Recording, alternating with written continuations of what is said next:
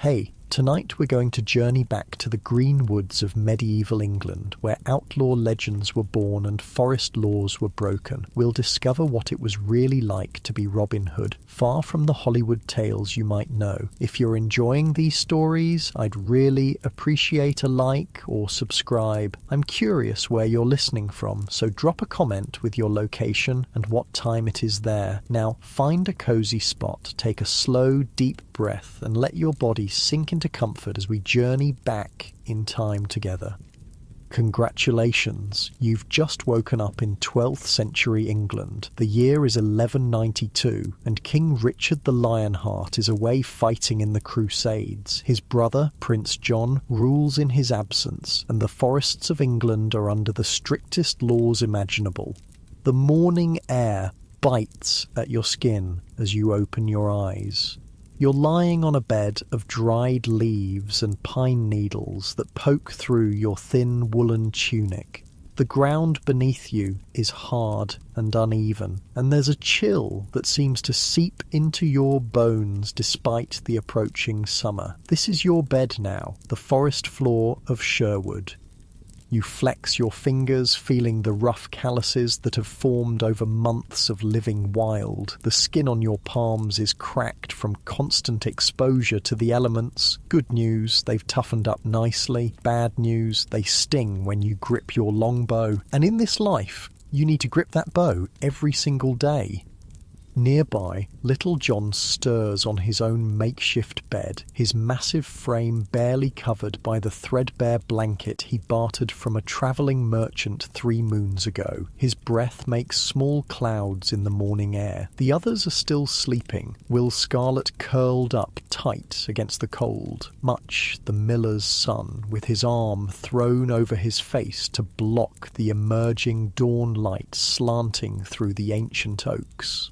This is your band now, not the merry men of stories, but desperate men with prices on their heads, men who faced a choice between death at the end of a hangman's rope or life as outlaws beyond the protection of the king's law. The smell of damp earth fills your nostrils as you sit up slowly, muscles aching from another night on the ground. Sleeping rough isn't romantic or adventurous. It's painful and exhausting. Your back never quite gets used to it, though it does get better with time. The first weeks were the worst, when every morning brought new pains and stiffness that made you question your choice to flee into the greenwood. You run your fingers through your hair, now long and tangled. There are no baths in the forest, just quick washes in cold streams when you dare to expose yourself to the chill. Your beard has grown thick, good for warmth, but itchy and lice-filled if you're not careful to keep it clean. Personal grooming becomes less important when you're focused on simply surviving. Little John groans as he sits up, his joints cracking loudly in the quiet of the dawn. Another day in paradise, he mutters, his voice gravelly from sleep and the constant dampness that seems to cling to everything in the forest. At least we're not hanging from the sheriff's gallows, you reply. The same response you give almost every morning. It's become a ritual between you, his complaint and your reminder that despite everything, you're still alive. Yet, he adds with a wry smile that doesn't reach his eyes, the smell of wood smoke reaches you before the sight of the small, carefully tended fire at the edge of your camp. Much is already awake after all, tending to the morning meal. The fire is small and the smoke minimal, a skill you've all had to master. A large fire would bring the sheriff's men down upon you faster than you could knock an arrow. Even this small one is a risk, but the morning is cold enough to justify it. You stretch, feeling every muscle protest after another night on the hard ground. Your stomach growls loudly, reminding you that dinner last night was meagre, a thin stew of wild onions and the last of a rabbit caught 2 days ago. Food is a constant worry. The forest provides, yes, but not consistently and not abundantly, especially when you're trying to avoid the foresters who patrol the king's woods. The king's woods. That's what got you here in the first place. The forest laws. You never think about how important a deer is until killing one makes you an outlaw, you murmur to yourself. Before you became Robin Hood, you were simply Robert, a yeoman with a small plot of land at the edge of the village. You weren't wealthy, but you weren't destitute either. You worked hard, paid your taxes, and kept your head down. Then came the harsh winter 3 years ago, when the crops failed and your family was starving. The forest, with its deer and boar, seemed like the answer to your prayers. But the forest belonged to the king. Every deer, every boar, every stick of timber was his by law, and the punishment for poaching was severe: blinding, mutilation, or death, depending on the mood of the sheriff and the local lord. You were caught with a freshly killed deer, its blood still warm on your hands. The choice was simple: stay and face the punishment, or run and become an outlaw. Wolf's head, they called it. Caput lupinum, a man who could be hunted like a wolf, killed without consequence. A man with no legal rights, no protection under the law. You chose to run. The weight of your decision still sits heavy in your chest, especially in these quiet morning moments. You left behind a life, meagre though it was. You left behind the safety of known boundaries and laws, but most painfully, you left behind people, a wife whose face grows hazier in your memory with each passing month, a son who might not recognize you now. Will Scarlet stirs, mumbling something unintelligible before sitting up abruptly, his hand automatically reaching for the knife at his belt. Old habits die hard. Will was a soldier before he was an outlaw, and he wakes ready for battle every morning. Just us, Will, you say softly. No sheriff's men yet today. Will nods, his shoulders relaxing slightly. The permanent furrow between his brows eases just a fraction. He doesn't speak much in the mornings. None of you do, really. Mornings are for remembering what you've lost and steeling yourself for another day of survival. Much approaches with wooden bowls, crude things you've carved yourselves during the long winter evenings. Breakfast, he announces without enthusiasm. Such as it is. The bowl contains a thin gruel made from the few oats you managed to steal from a passing merchant's cart 2 days ago.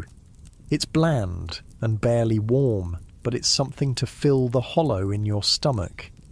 We need to hunt today, Little John says between mouthfuls. Proper hunt, not just setting snares and hoping. You nod in agreement. Hunger has become your constant companion, gnawing at your insides with dull teeth. The forest is bountiful in summer, less so in spring, and winter is a constant battle against starvation. You've learned which roots can be eaten, which berries won't poison you, how to set snares for rabbits and squirrels. But sometimes only a deer will do, for its meat, its hide, its sinew for bowstrings.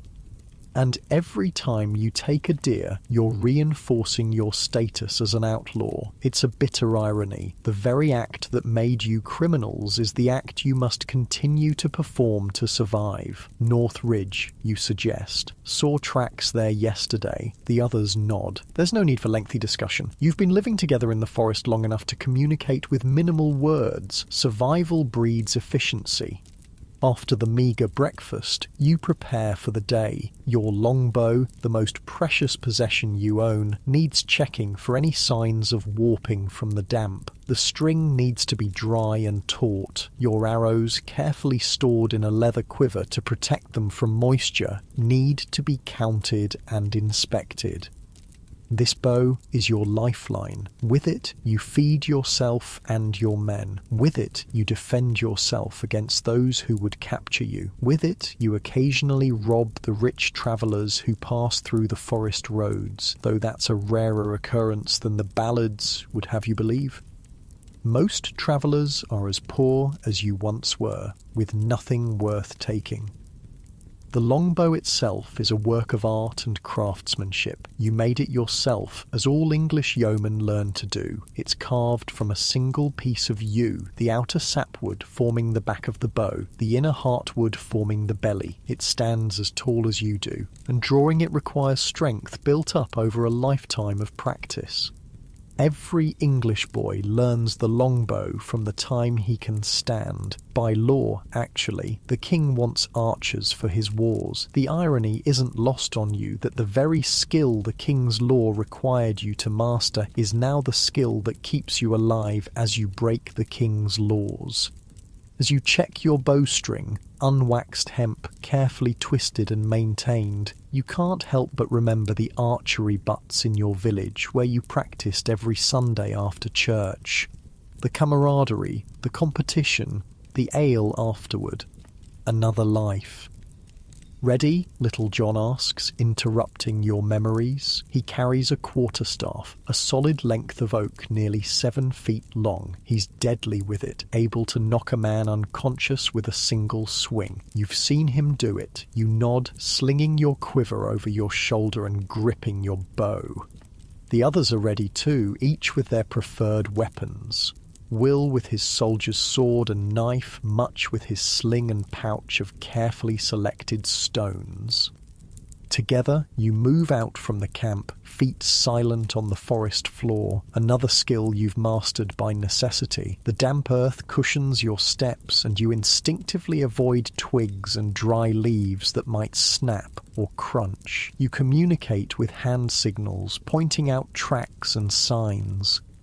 The forest is waking around you. Birds call from the branches above. Squirrels chitter as they race along the limbs, and occasionally you hear the rustle of something larger moving through the underbrush. Every sound makes you tense, ears straining to distinguish between natural forest noises and the approach of danger. The danger is real and constant. The Sheriff of Nottingham, not a fictional villain but a royal official tasked with upholding the king's law, has a standing bounty on your heads. His foresters patrol the woods regularly, and they know the forest almost as well as you do now. Almost, but not quite. Because when your survival depends on knowing every hollow tree that can provide shelter, every stream that offers clean water, every patch of ground that won't turn to mud in the rain, you learn the forest in a way no casual visitor can.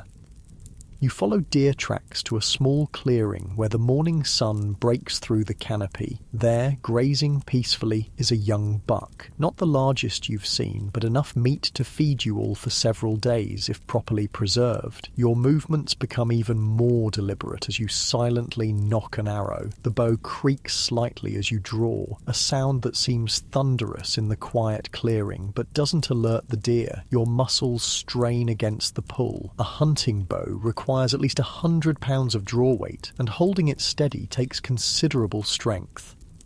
You aim for the spot just behind the deer's front leg, where the arrow will pierce the heart for a clean, quick kill. There's no sport in this, only necessity. You respect the animal that will die to feed you, and you want its passing to be swift. The arrow flies with a whisper of displaced air. The deer drops almost instantly, legs buckling as the arrow finds its mark. A clean kill. But there's no time for celebration. The death of the deer makes you criminals all over again. Now comes the dangerous part, butchering and transporting the meat back to camp without being seen by the foresters. You work quickly, all of you knowing your roles without discussion. Will and Much stand guard while you and Little John dress the deer, removing the internal organs first to prevent the meat from spoiling. The metallic smell of blood fills your nostrils, and your hands quickly become slick with it. This is the reality of survival. Blood and dirt and sweat. Not the clean, heroic image from the ballads that will someday be sung about you, but the messy business of staying alive one more day. Riders, Will hisses suddenly from his lookout position. Everyone freezes. The sound reaches you a moment later. Hoofbeats on the forest path not far away. Multiple horses moving at a walking pace, not galloping, which means they haven't spotted you yet, but close enough to be dangerous. Foresters? Little John whispers.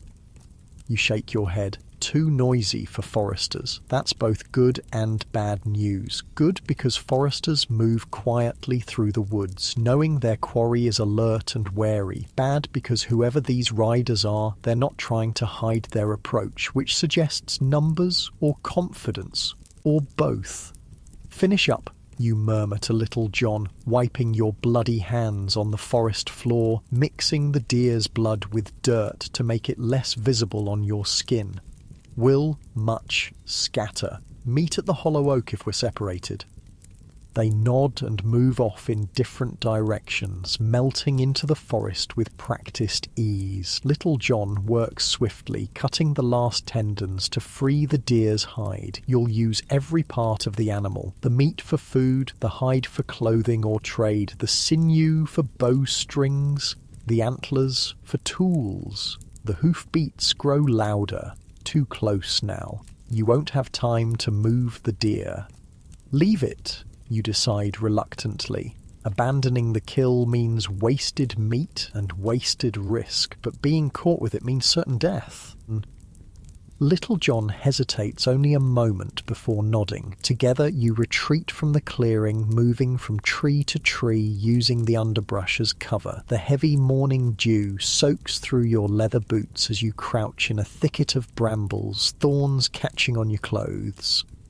The riders enter the clearing, 5 mounted men in the livery of the Sheriff of Nottingham, led by a figure you recognise with a jolt of hatred. Guy of Gisborne, the Sheriff's master-at-arms, a cruel man who enjoys the hunt for outlaws a little too much. They spot the deer immediately, impossible to miss with the ground disturbed and blood pooling beneath the carcass. "Fresh kill," Gisborne announces, dismounting to examine it. The blood's still warm. "Hood?" one of the men-at-arms asks. "Who else would dare?" Gisborne replies, looking around the clearing with narrowed eyes. "They can't be far. Spread out and search." Your heart pounds in your chest as the men dismount and begin to move into the forest. One is heading directly toward your hiding place. Your hand tightens on your bow, but you know that shooting now would bring all of them down on you. The man-at-arms moves closer, his eyes scanning the underbrush. He's less than 10 feet away now, close enough that you can see the dirt under his fingernails and the small scar that runs along his jaw. His hand rests on the hilt of his sword.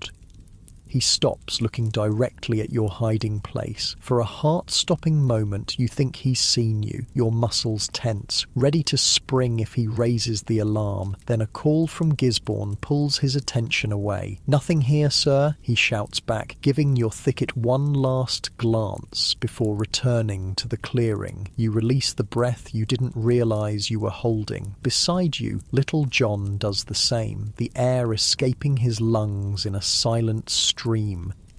The men confer briefly before mounting their horses again. To your surprise and relief, they don't take the deer, perhaps fearing it's been deliberately left as bait for a trap. As their hoofbeats fade into the distance, you remain motionless, counting slowly to 100 before daring to move.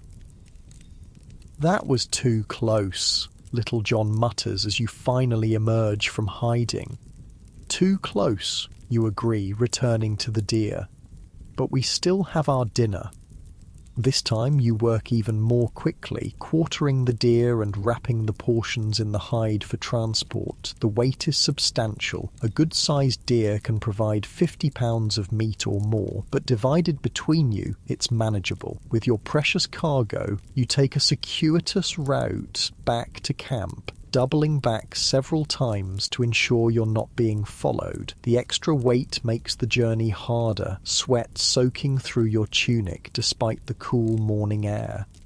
By the time you reach camp, the sun is high in the sky. Will and Much are already there, having made it back safely. The relief on their faces when they see you return with the meat is palpable. "Started to think Gisborne had you," Will admits, helping to unload the deer portions. "Nearly," you reply. "But not today." Not today. It's another phrase that's become ritual among your band. Not today will we be caught. Not today will we hang. Not today will we die. One day at a time is how you survive as outlaws. The rest of the day is spent preserving the meat, some cut into strips to be smoked over a small, nearly smokeless fire of green wood, some rubbed with the precious little salt you have, some to be eaten fresh tonight. Nothing is wasted. You can't afford waste. As evening falls, and you sit around the small fire, bellies full for the first time in days, there's a rare moment of contentment. Will brings out a small wooden flute and plays a soft, melancholy tune, one of the few luxuries you allow yourselves. Music carries in the forest, but tonight you deem it worth the small risk.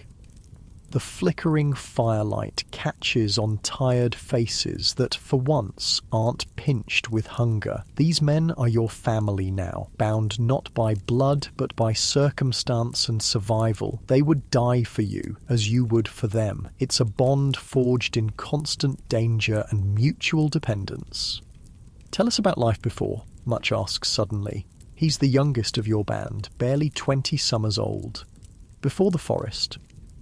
You hesitate. Memories of your former life are both precious and painful. But tonight, with full bellies and the relative safety of your well-hidden camp, seems as good a time as any for stories. Before you begin, your voice low. I had a cottage at the edge of Loxley village.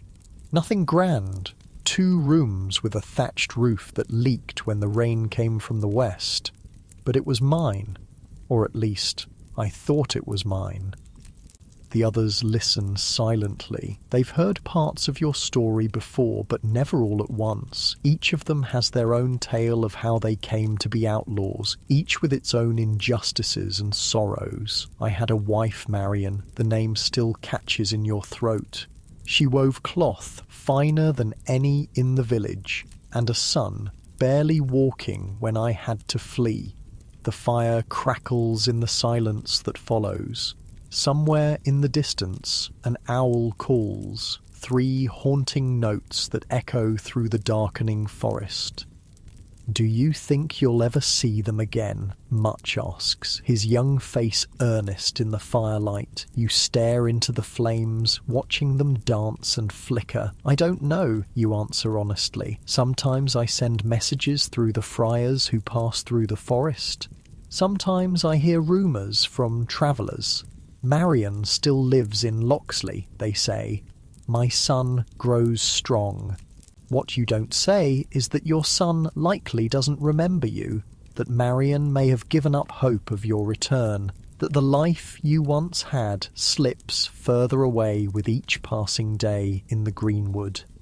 Oh, one day, Little John says firmly, when King Richard returns from the Crusades, they say he's a just king. He'll set things right. You nod, though you're not as confident as Little John pretends to be. Kings come and go, but the forest laws remain. Still, hope is as necessary for survival as food and shelter, so you let him have this one.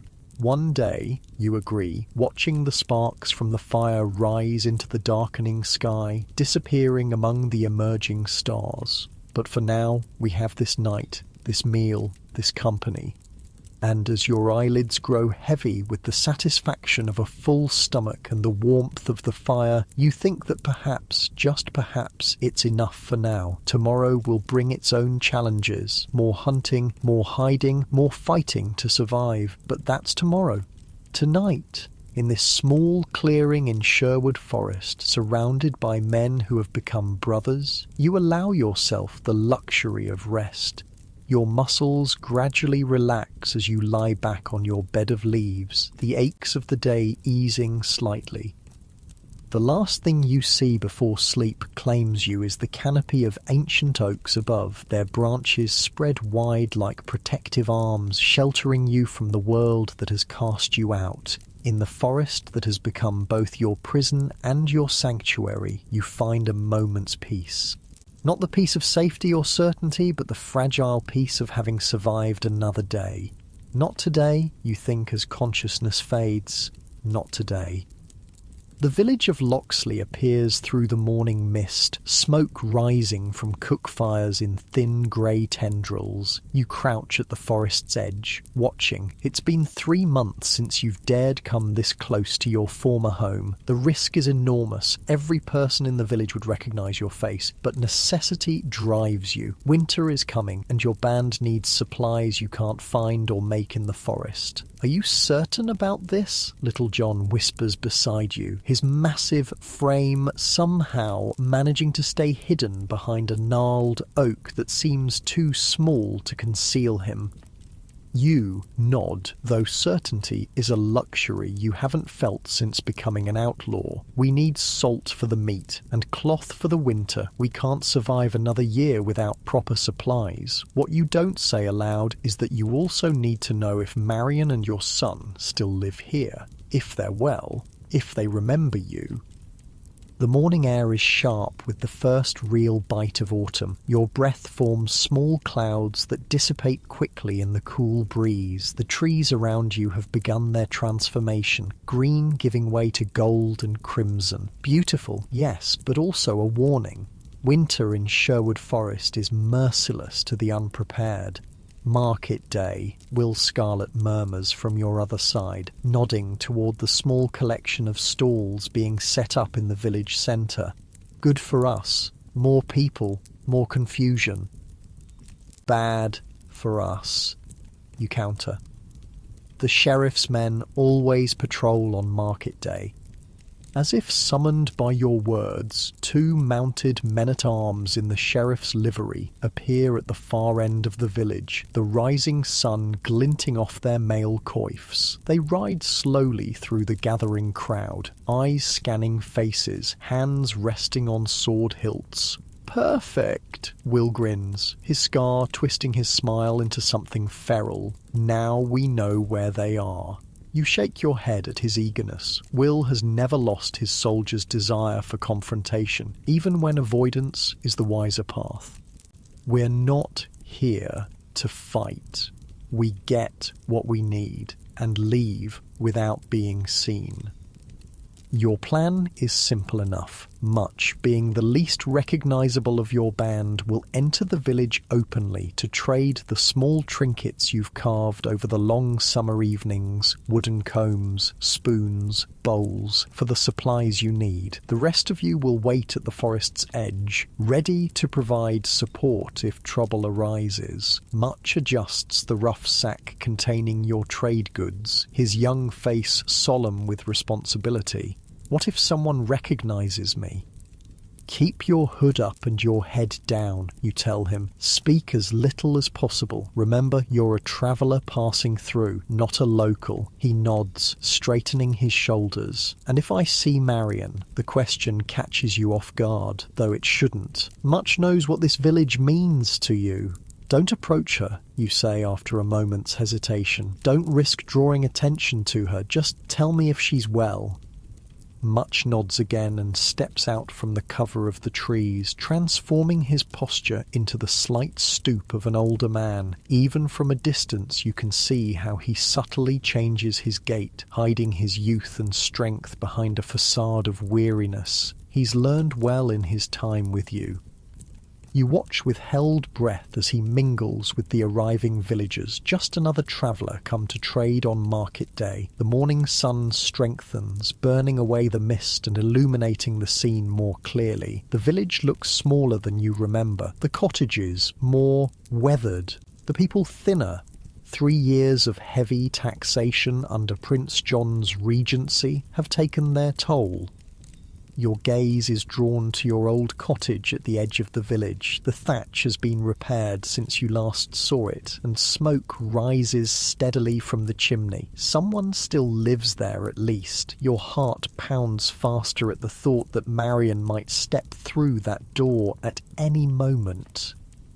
Movement, Little John whispers, pulling your attention back to the market. Sheriff's men.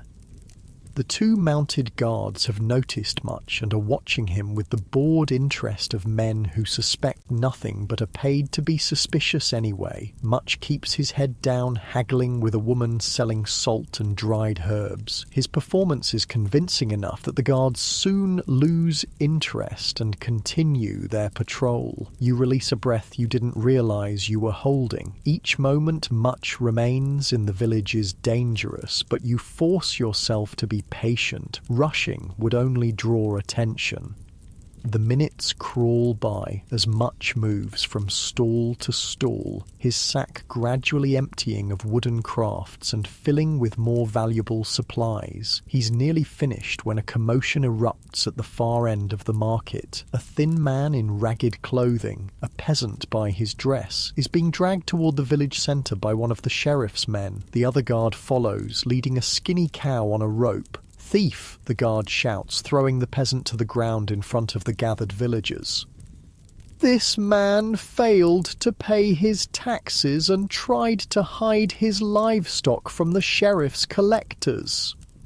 The peasant struggles to his knees, blood streaming from his nose where he struck the ground. "Please," he begs, voice carrying clearly in the sudden silence of the market. "It's my only cow. My children will starve without her milk." The mounted guard dismounts, drawing his sword with deliberate slowness. "The penalty for tax evasion is the loss of the property in question and 10 lashes, he announces, looking around the gathered crowd with cold eyes. "Let this serve as a reminder of what happens to those who defy the sheriff's authority." Your hand tightens on your bow, an arrow already half drawn from your quiver before you realize what you're doing. Little John's hand closes around your wrist, stopping you. "Don't," he whispers urgently. "You can't save him without exposing yourself, without risking all of us. You know he's right." But the knowledge burns like acid in your gut. This is why you became an outlaw, because the law itself had become a tool of oppression rather than justice, because men like the sheriff use their authority to crush rather than protect. The guard hands his sword to his companion and uncoils a whip from his saddle. The peasant is forced to his knees, his shirt torn away to expose his back. The crowd watches in silent horror, no one daring to intervene. And then, through the crowd, you see her, Marion. Your breath catches in your throat. She stands taller than most of the village women, her dark hair bound under a simple linen head covering. Her face is thinner than you remember, the girlish softness replaced by the sharper angles of a woman who has endured hardship. But her eyes, those haven't changed. They burn with the same quiet defiance you remember, the same refusal to accept injustice as inevitable.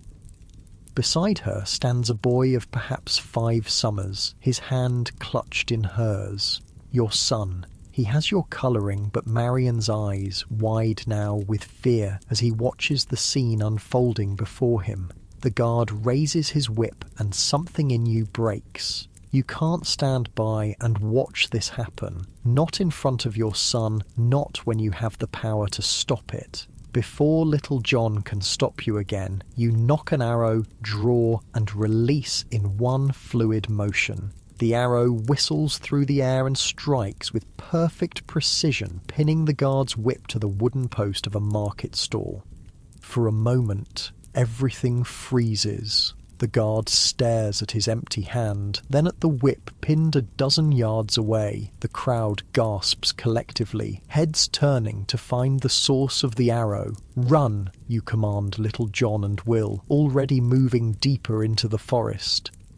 Get Much and meet at the hollow oak.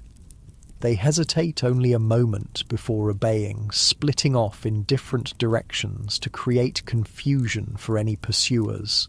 You circle around through the trees, using your intimate knowledge of the forest to move quickly while leaving minimal signs of your passage. The sounds of shouting fade behind you as you run, your feet finding purchase on the uneven forest floor without conscious thought. Your breath comes hard and fast, blood pounding in your ears. Not from the exertion, you've grown accustomed to moving swiftly through the greenwood, but from what you've just done. You've revealed yourself. After months of careful hiding, of ghosting through the forest unseen, you've announced your presence with an arrow that could only have come from Robin Hood. The sheriff will double his patrols now. The price on your head will likely increase. And yet, as you slow your pace to a steady jog, you can't bring yourself to regret it. The image of your son watching a man being whipped for trying to feed his family, that would have haunted you far longer than any increased danger. It takes nearly an hour of careful travel to reach the hollow oak, an ancient giant with a trunk wide enough to conceal 2 men inside its weathered cavity. Much is already there, his face pale with fear, but his sack bulging with supplies. I got everything, he says, immediately. Salt, needles, flint, even some wool cloth. Then I heard the commotion. The sheriff's men, you ask, scanning the forest behind him for signs of pursuit. Much shakes his head. No sign of them following me. I think they're more interested in finding the archer. He gives you a pointed look. That was you, wasn't it? You nod, not bothering to deny it. Couldn't help myself. You never can, comes Will's voice as he materializes from the underbrush, moving as silently as a forest spirit. Little John follows a moment later, his size making stealth more difficult but still managing to approach unheard until he chooses to speak. We'll need to move camp, he says, without preamble. They'll be combing the forest by nightfall. Agreed, you say. The caves near the North Stream. Harder to find. Good escape routes. The decision made, you set off immediately, taking a circuitous route to avoid leaving an obvious trail. The day warms as the sun climbs higher, but the forest remains cool beneath the canopy of ancient oaks and beeches. Your feet move automatically, finding the quietest path through the underbrush, while your mind turns over the morning's events. You saw Marion, you saw your son. The knowledge sits like a stone in your chest, both precious and painful. They're alive. They appear healthy, if leaner than you'd like, but they're strangers to you now, living a life separate from yours. Your son is growing up without knowing his father, perhaps even believing you dead, or worse, having forgotten you entirely. She was there, wasn't she? Much asks quietly as you walk side by side. I saw her just before everything happened. She looked well. She did, you agree, grateful for his understanding. And my boy, he's grown so much. Much nods, but says nothing more, giving you the space to process your thoughts. That's one of the things you've come to value about your band. They know when to speak and when silence is a greater kindness. By midday, you've reached the small stream that will lead you to the caves. The water runs clear and cold over smooth stones, the gentle gurgling masking the sound of your passage. You follow it upstream, occasionally wading in the shallows to hide your tracks. The caves appear as dark openings in a limestone bluff, partially hidden by a tangle of ivy and brambles. They're damp and uncomfortable compared to your forest camp, but they offer better protection from both the elements and searching eyes. You've used them before during particularly intense manhunts. Home, sweet home, Will mutters as you duck through the low entrance of the largest cave. The temperature drops immediately, the cool dampness seeping through your clothing. Your breath doesn't steam here as it did in the morning air, but the chill is more penetrating. Just for a few days, you remind him, until the search dies down. The cave extends about 20 feet into the hillside before narrowing into passages too small for a man to navigate comfortably. The floor is relatively flat, covered with small stones and sand deposited by ancient flooding. It's not comfortable, but it's defensible and hidden. You set about making the space habitable, while Little John and Will return to your abandoned camp to retrieve what supplies they can before the sheriff's men discover it. Much unpacks his trading sack, displaying his acquisitions with justifiable pride. The salt cost the most, he explains, showing you a small leather pouch of the precious preservative. But I got a fair amount, enough to cure what meat we have stored. You examine the other items. 2 flint stones for starting fires, a bundle of hand-forged iron needles for mending clothes, a length of rough-spun wool cloth in a dull brown colour, and most surprising, a small pottery jar sealed with wax. "What's this?" you ask, hefting the jar. Much's eyes light up. "Honey, traded my best carved bowl for it. Thought it might help if any of us fall ill this winter." You nod approvingly. Honey is indeed valuable medicine, useful for treating wounds and soothing coughs. It's also a rare sweetness in your otherwise bland diet. Much has chosen well. As you organise the supplies, you recount what happened in the village after Much left, explaining your impulsive decision to fire the arrow. You couldn't have done otherwise, Much says with the absolute certainty of youth, not with your boy watching. "Maybe," you acknowledge, "but it means we'll have a harder time moving freely for a while." The afternoon passes slowly in the confines of the cave. You occupy yourself by checking and rechecking your bow and arrows, making sure the damp air won't affect the seasoned yew or cause the bowstring to stretch. Your fingers move automatically through the familiar motions, checking for cracks in the wood, testing the tautness of the string, examining each arrow for straightness. By the time Little John and Will return, shadows are lengthening outside the cave. They've managed to salvage most of your essential gear: bedrolls, cooking pot, the precious store of dried meat and foraged nuts that will help you through the winter. The relief you feel is palpable. Starting over with nothing as winter approaches would have been devastating. "Any sign of pursuit?" you ask as they unload their burdens. Will shakes his head. "Nothing close to our camp yet, but there are definitely more men in the forest. Heard them crashing about near the East Ridge." "Amateurs," Little John snorts, making enough noise to warn every outlaw within a mile. Despite his dismissive tone, you know better than to underestimate the sheriff's forces. What they lack in woodcraft, they make up for in numbers and determination. And Guy of Gisborne, the sheriff's master-at-arms, is neither noisy nor incompetent. If he's leading the search, you'll need to be especially cautious. As night falls, you build a small fire near the cave entrance where the smoke can escape without betraying your location. The flames cast dancing shadows on the limestone walls, creating an almost otherworldly atmosphere. You keep the fire small, just enough to take the edge off the cave's dampness, and cook a simple meal. Dinner is a stew of dried venison reconstituted in water with wild onions and the last of the summer's herbs. It's not particularly flavourful, but it's hot and filling.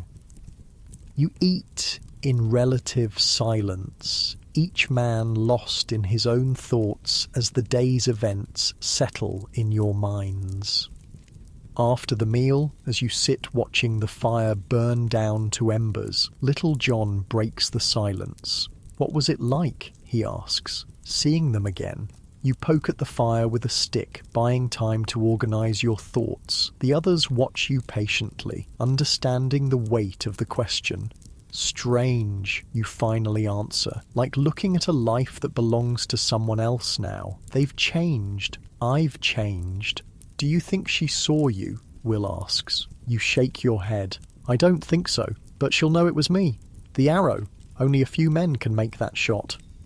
Will you try to see her again? Much's question is tentative, almost apologetic for asking. You stare into the dying fire, watching the embers pulse with inner light. I don't know, you admit. It would put her in danger. The sheriff already watches her, suspecting she might have contact with me. What you don't say is that you're afraid. Afraid she might reject you. Afraid she might have built a new life that has no place for an outlaw husband. Afraid your son might look at you with the fear or confusion reserved for strangers. The conversation drifts to more practical matters after that. How long you should stay in the caves, where to hunt once you return to the forest proper, how to prepare for the coming winter. The normalcy of the discussion is comforting after the emotional turmoil of the day. As the fire dies completely and darkness enfolds the cave, you arrange your bedroll on the least uncomfortable patch of ground you can find. The stone beneath you radiates cold despite the layer of pine boughs you've placed underneath for insulation. Your muscles ache from the day's exertions and tensions, and sleep seems far away despite your physical exhaustion. In the darkness, you find your thoughts returning to the village, to Marion, to your son. You wonder what stories she tells him about his father. Does she speak of you as a hero, a villain, or simply a man who had to leave? Does she hold out hope for your return, or has she accepted your absence as permanent? These thoughts chase each other through your mind until they're interrupted by a sound at the cave entrance, a soft scuffing that could be the wind moving branches or could be something more concerning. You sit up silently, hand already reaching for your bow. The others are awake too. You can tell by the change in their breathing, by the subtle shift of weight as they reach for their weapons. Months in the forest have attuned you all to the slightest disturbances. A figure appears in the cave entrance, silhouetted against the marginally lighter darkness of the night outside. Your arrow is nocked and halfway drawn before a familiar voice stops you. "It's me," comes the whispered call of Alan Adale, the latest addition to your band. A wandering minstrel by trade, he occasionally serves as your eyes and ears in places where the rest of you dare not go. "I bring news." You lower your bow as Alan enters the cave, his lute slung across his back, as always. He moves to the remnants of the fire, kneeling to warm his hands over the fading heat. "The sheriff has doubled the bounty on your head," he announces without preamble. 500 gold pieces now for Robin Hood, 200 each for his known companions. A low whistle escapes Will's lips. "We've become expensive. There's more," Alan continues. "The incident at the market today has the sheriff in a rage. He's ordered the peasant who couldn't pay his taxes to be publicly hanged tomorrow as an example. Your stomach twists with guilt. Your intervention, meant to prevent a whipping, has instead condemned a man to death. The weight of responsibility settles heavily on your shoulders." "Where?" you ask, already knowing you can't allow this to happen. "Nottingham. The main square. At noon." Nottingham, the sheriff's stronghold, heavily guarded and supremely dangerous for you to approach. Yet the alternative, letting an innocent man die because of your actions, is unthinkable. "We can't just ride into Nottingham," Little John says, voicing the concern foremost in all your minds. "It would be suicide." "We don't need to ride in," you reply, an idea already forming. "We just need to prevent the hanging." "How?" Will demands. "There will be guards everywhere." You lean forward, lowering your voice even though there's no one to overhear. "The north road to Nottingham passes through Sherwood. They'll have to bring the prisoner that way." Understanding dawns on the faces around you. An ambush on the forest road would be dangerous, but far less so than attempting to rescue the prisoner in Nottingham itself. "How many guards do you think?" Little John asks Alan. The minstrel shrugs. "For a common peasant, no more than 4 or 5. They won't expect trouble on the road." They should. Will grins, his scar gleaming faintly in the dim light, especially in Sherwood. The plan comes together quickly. You know the perfect spot, a narrow section of the road where the forest crowds close on both sides, providing cover for an ambush. The timing will be crucial. Too early, and the guards might have time to send for reinforcements. Too late, and the prisoner will reach Nottingham, where rescue becomes nearly impossible. As the details are settled, a strange feeling spreads through your chest. For the first time since becoming an outlaw, you're not simply reacting to events, not just struggling to survive. You're choosing to act, to intervene, to right a wrong, even at great personal risk. This, you realise, is the moment something changes. The moment Robin the outlaw begins to become Robin Hood of legend. Get some rest, you tell the others as the plan is finalised. Tomorrow will test us all. As you lie back on your bedroll, sleep still eludes you, but for a different reason now. Your mind races with preparations, contingencies, imagined scenarios. The risks are enormous, but so too is the necessity. A man's life hangs in the balance because of your actions. You cannot, will not, abandon him to his fate.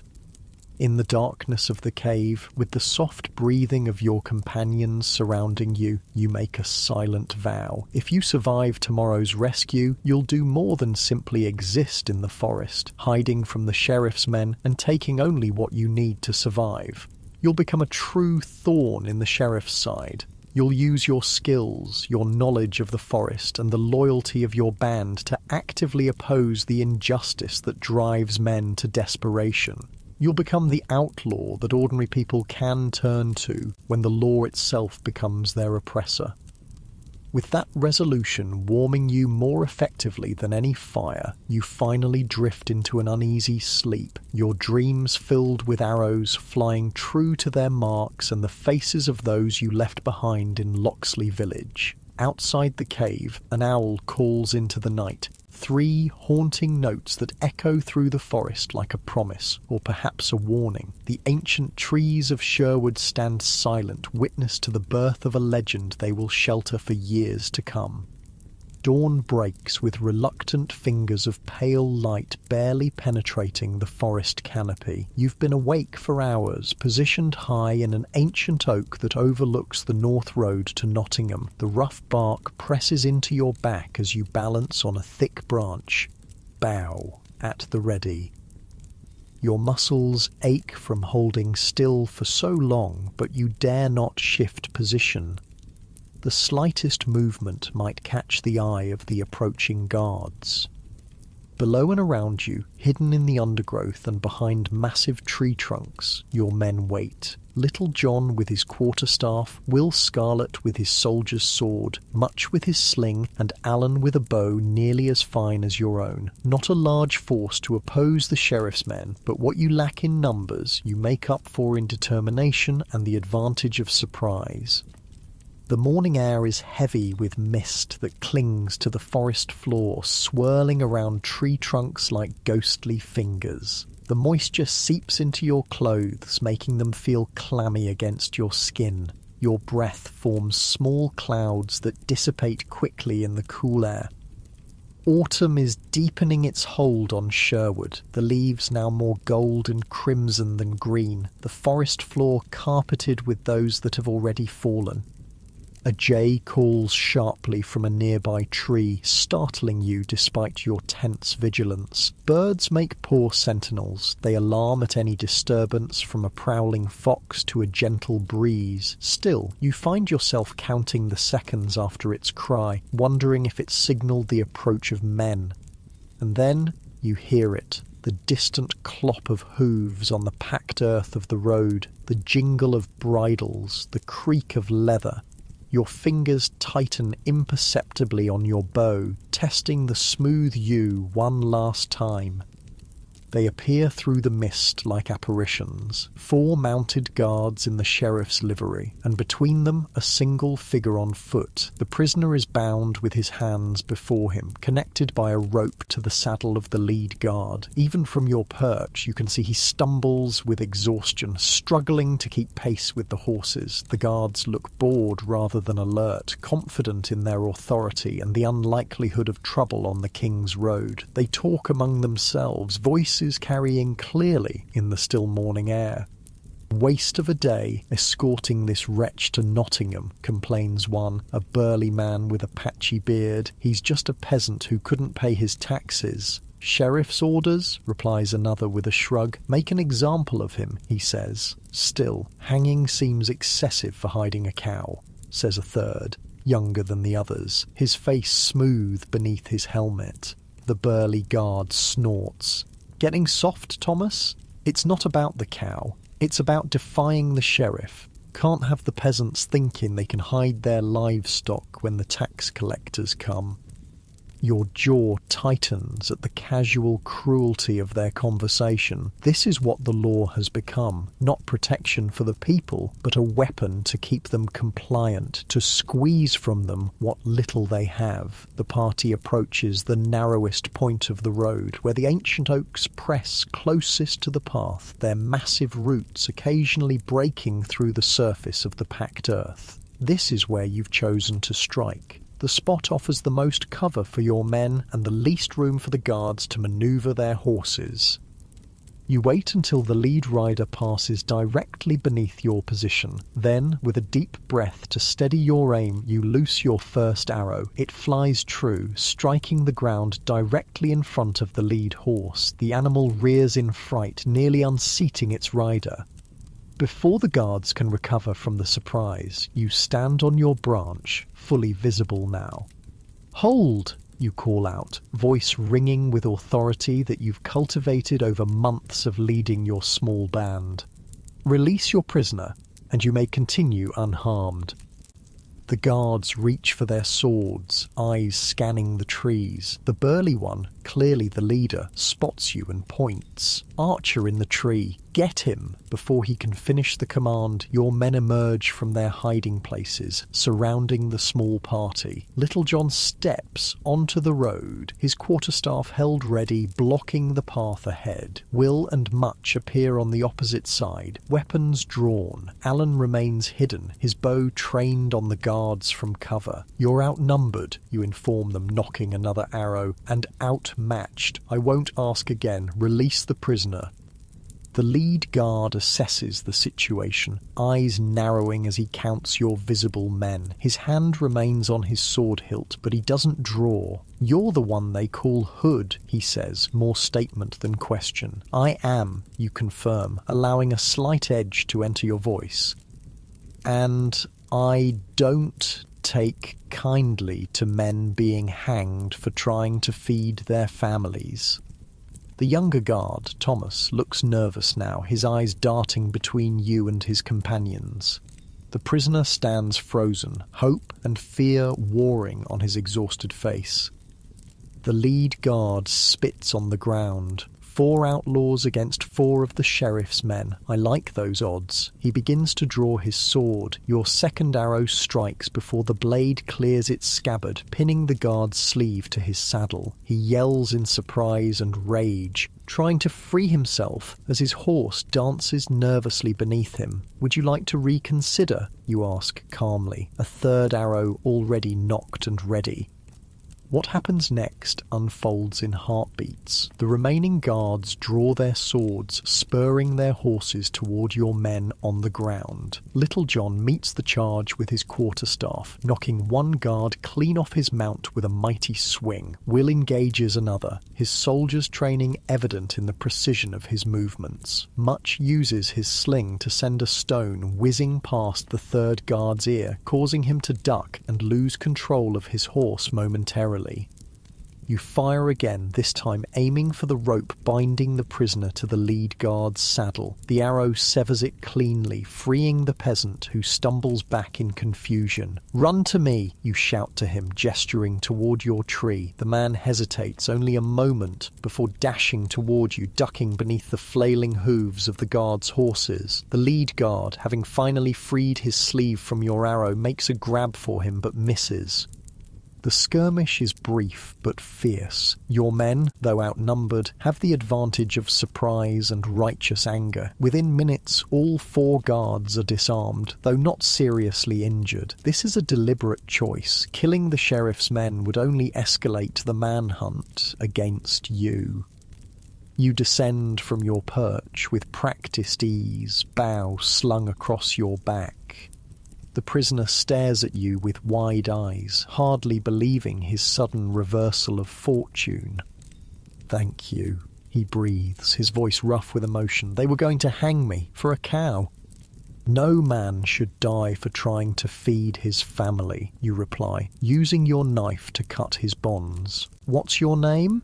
"Edward," he answers, rubbing his chafed wrists. "Edward of Wickham Village." You nod, then turn your attention to the disarmed guards. The leader glares at you with undisguised hatred, while young Thomas looks more awed than angry. The other 2 simply appear resigned to their defeat. "You've made a grave mistake, Hood," the lead guard spits. "The sheriff will hunt you to the ends of the earth for this." "He was already doing that," you reply with a slight smile. "Now, we need to discuss terms." "We don't negotiate with outlaws," the guard sneers. "Then consider it instructions," you counter, gesturing for Little John to bring the horses. "You 4 will continue to Nottingham, but without your prisoner. You'll tell the sheriff that Robin Hood sends his regards and suggests he focus on catching real criminals rather than starving peasants." The guard laughs harshly. "And why would we deliver this message instead of simply reporting that you ambushed us?" "Because," you say, your voice hardening, "I'm allowing you to keep your lives and dignity." You return to Nottingham on foot without weapons, and the story spreads that Robin Hood bested the sheriff's men. You deliver my message, and at least you returned with your honour as soldiers intact. The threat is clear, though unspoken. Fail to deliver the message, and next time you might not be so merciful. Something in your expression must convince him, for the guard's face pales slightly. "You'll regret this, Hood. The sheriff has ways of dealing with outlaws." "I'm counting on him to try," you reply, signalling to your men to take the guards' weapons and gather the horses. Within minutes you've relieved the guards of anything useful. Swords, daggers, a small pouch of coins that was likely meant for their expenses in Nottingham, and of course, their mounts. The guards are left standing in the road, dishevelled but unharmed, as you lead your small party into the depths of Sherwood. You travel swiftly, taking a circuitous route back toward your cave hideout, frequently doubling back or splitting up temporarily to confuse any potential pursuit. The forest enfolds you in its protective embrace, the dense undergrowth and towering trees creating a natural labyrinth that only those intimately familiar with its secrets can navigate confidently. Edward, the rescued peasant, rides behind Little John on one of the confiscated horses, his face still showing disbelief at his sudden change in circumstances. The poor man is exhausted, his feet bloodied from the forced march to Nottingham, his body thin from months of insufficient food. By midday, you're certain you've evaded any immediate pursuit and make camp in a small clearing near a brook. The horses are watered and tethered where they can graze, while Much starts a small, nearly smokeless fire to prepare a meal. You sit beside Edward, offering him a water skin and watching as he drinks gratefully. "What will you do now?" you ask when he's finished.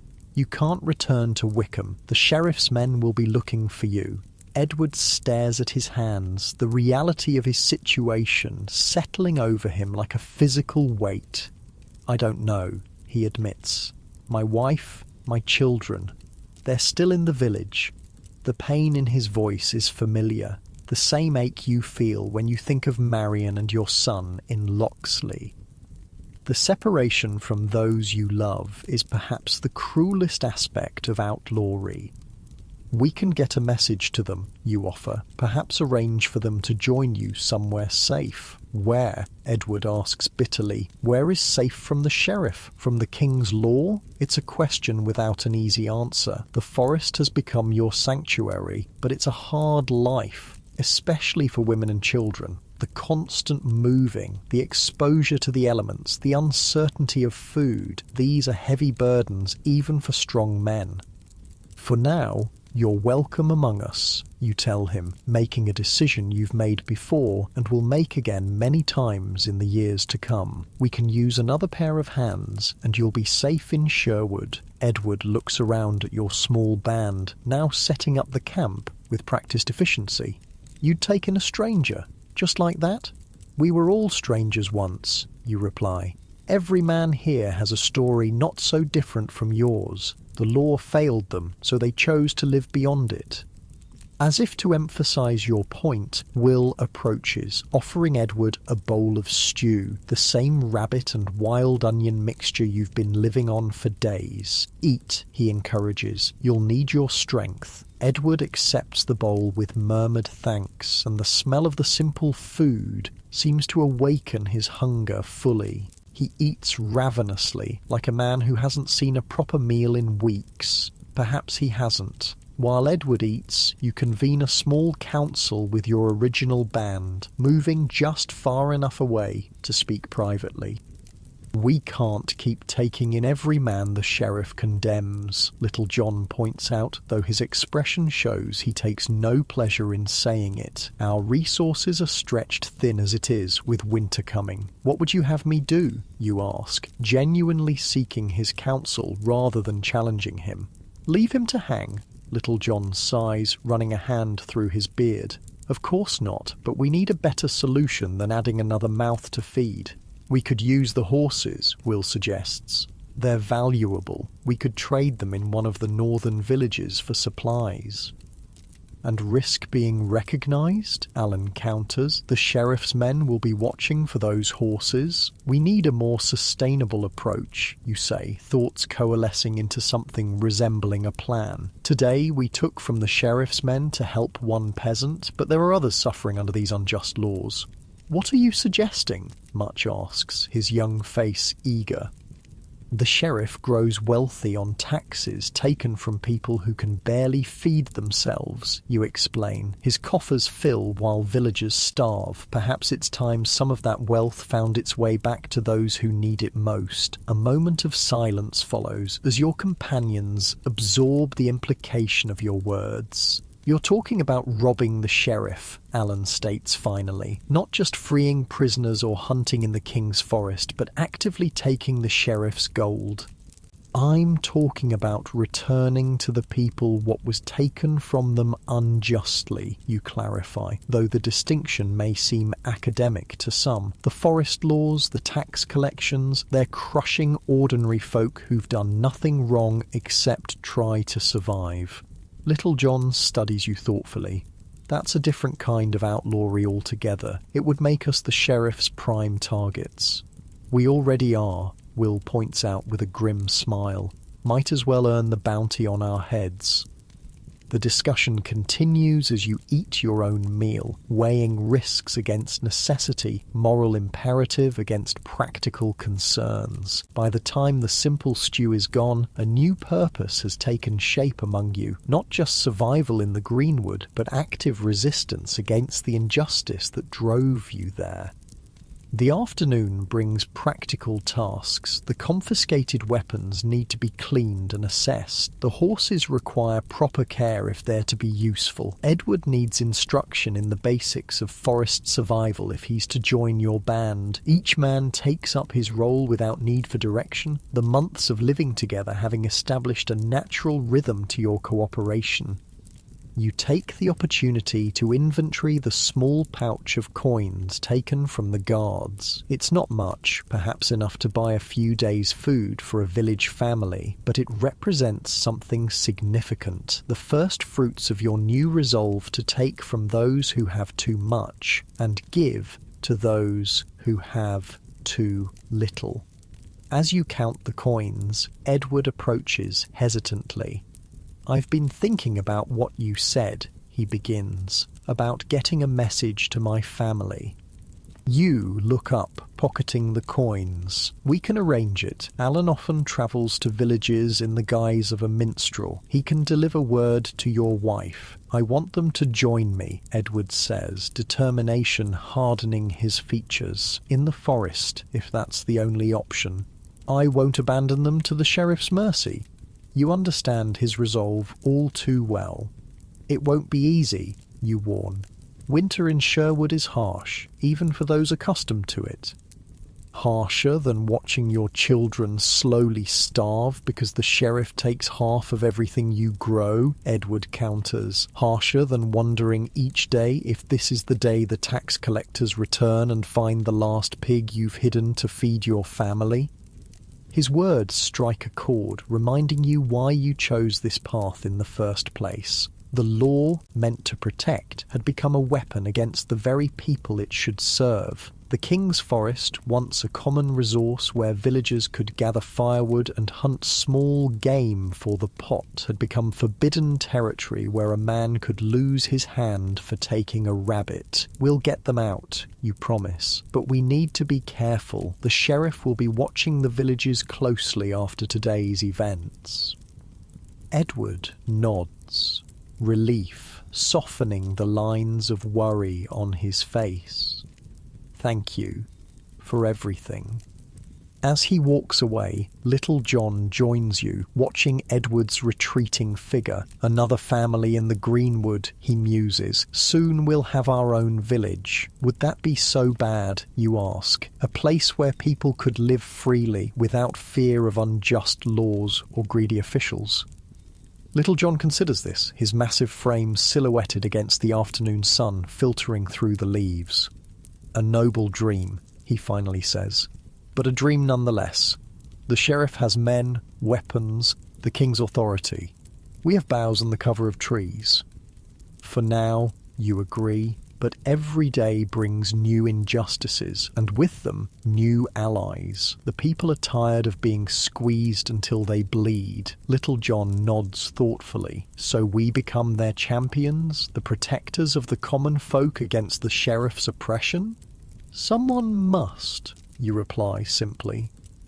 The remainder of the day passes in preparation. You decide to move deeper into the forest, away from the roads where the sheriff's men will be searching with renewed vigour. The caves have served their purpose as a temporary shelter, but they're too confining for an extended stay, especially with the addition of Edward and eventually his family. You know of a clearing several miles north near the heart of Sherwood, where the trees form a natural barrier against wind and weather. It's far from any established path, with a spring nearby for fresh water and game trails indicating good hunting. It will serve as a more permanent camp as winter approaches. The journey takes the remainder of the daylight hours, winding through the deepest parts of the forest where few dare to venture. The trees here are ancient giants, their massive trunks wider than a man can reach around, their canopies so dense that in places it seems like twilight even at midday. Moss covers the forest floor in thick carpets, muffling your footsteps and creating an almost sacred hush. Edward gazes around in wonder as you travel. "I've lived beside Sherwood all my life," he confesses, "but I've never ventured this deep." "Few do," you tell him. "The forest laws keep honest folk to the edges, and the stories of outlaws and spirits scare away the rest." "Stories of men like you?" Edward asks with a hint of a smile. "Perhaps," you acknowledge, though I suspect those tales grow more fantastic with each retelling. I've heard that Robin Hood can split an arrow at 100 paces and has never missed a shot." Little John, overhearing, laughs. "Tell that to the deer that escaped you last week." The gentle ribbing continues as you make your way through the forest, the camaraderie helping to ease the tension of the morning's confrontation. By the time you reach the clearing you had in mind, the sun is setting, casting long shadows through the trees. The clearing appears much as you remembered it, a natural opening in the forest about 50 paces across, surrounded by massive oaks and beeches. The spring bubbles up from between moss-covered rocks at one edge, forming a small stream that winds away into the trees. The ground is relatively level, carpeted with soft grass rather than the tangled undergrowth that dominates much of the forest floor. This will do, you decide, setting down your pack. We'll make camp here tonight and begin building something more permanent tomorrow.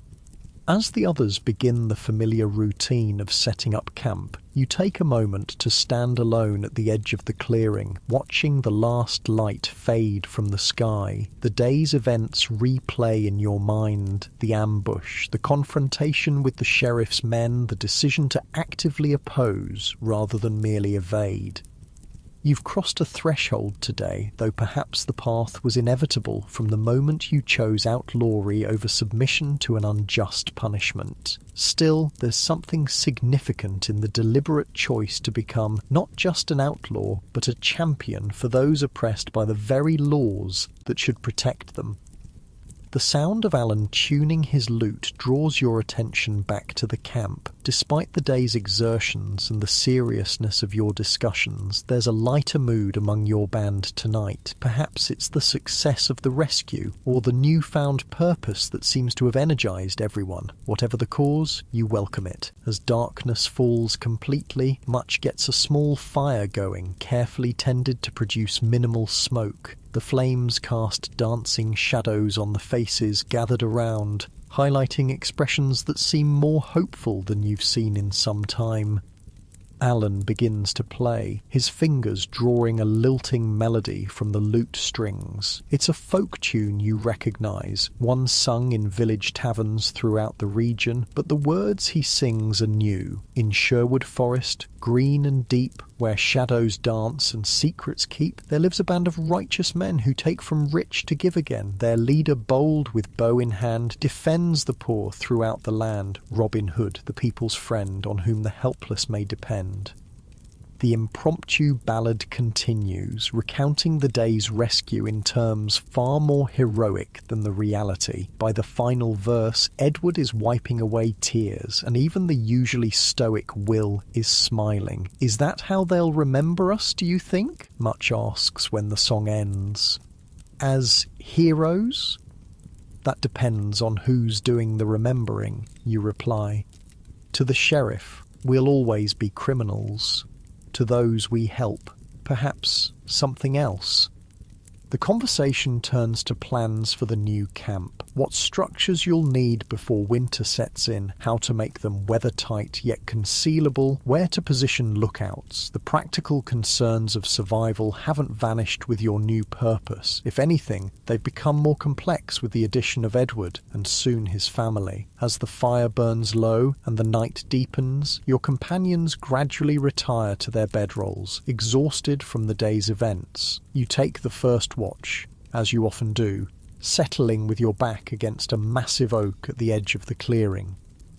The forest at night is never truly silent. Owls call from the branches above, their haunting voices carrying through the darkness. Small creatures rustle in the underbrush, going about their nocturnal business. The leaves whisper as a gentle breeze passes through the canopy.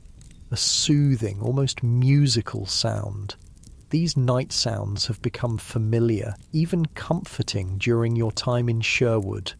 What once seemed ominous or alien now feels like the natural rhythm of the world, a rhythm you've become attuned to through necessity and constant exposure. Your thoughts drift to what lies ahead. The sheriff will not take today's defiance lightly. The guards you humiliated will tell their tale, perhaps embellished to save face, and the hunt for Robin Hood will intensify. You've chosen a more dangerous path, one that puts not just yourself, but all who follow you at greater risk.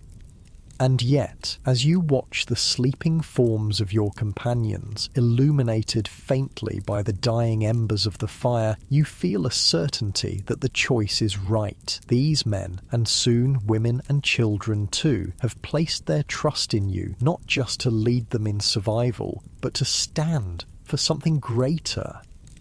The weight of that responsibility settles over you like a physical thing, yet it doesn't feel burdensome. Instead, it grounds you, gives purpose to the hardships and dangers of outlaw life. You are no longer just Robin the fugitive, but Robin Hood, defender of the oppressed, challenger of unjust authority. The mantle of legend begins to form around your shoulders, though you don't recognize it yet. In years to come, your name will echo through forest and village, whispered with hope by the downtrodden and with fear by those who abuse their power. But tonight, you are simply a man keeping watch in the darkness, protecting those who have come to depend on you. As the night deepens and the stars wheel overhead, visible in patches through the forest canopy, you find a moment's peace in the quiet certainty of your chosen path. Tomorrow will bring new challenges, new dangers, perhaps new allies. But for now, in this clearing deep in the heart of Sherwood, you have found not just shelter, but purpose. The owl calls again, closer this time, its voice carrying through the darkness like a blessing or a promise. You listen, your body gradually relaxing as the familiar night sounds wash over you, your eyelids growing heavy despite your determination to remain alert. In this moment between wakefulness and dreams, the forest seems to whisper its approval of your choice, the ancient trees bearing witness to the birth of a legend that will outlive them all. Winter descends on Sherwood Forest with unforgiving swiftness. One day the leaves are a riot of crimson and gold. The next, a bitter wind strips the branches bare, leaving skeletal fingers reaching toward a pewter sky. The first snow comes earlier than expected, dusting the forest floor with white that crunches beneath your boots. You stand at the edge of the camp, watching your breath cloud in the frigid air. The weeks since rescuing Edward have passed in a blur of preparation. Your band has grown, not just with Edward's family, who arrived under cover of darkness a fortnight ago, guided by Alan through the forest paths, but with 3 more men who sought you out after hearing tales of Robin Hood's defiance of the sheriff. The camp has transformed from a simple clearing to something resembling a small settlement. Low shelters made of woven branches and packed earth form a rough circle around the central fire pit. They're not cottages, not truly, but they offer more protection from the elements than sleeping under the stars. The roofs are thatched with reeds from the nearby stream, layered thick to shed rain and snow, and the walls are chinked with moss and clay to keep out the wind. Edward's wife, Mary, approaches quietly to stand beside you, her thin woolen shawl pulled tight around her shoulders. Her face, once soft with village life, has already begun to harden with the realities of forest existence, but there's a determination in her eyes that reminds you of Marion. "Will it be enough?" she asks, nodding toward the shelters. The children have never weathered a winter outside village walls.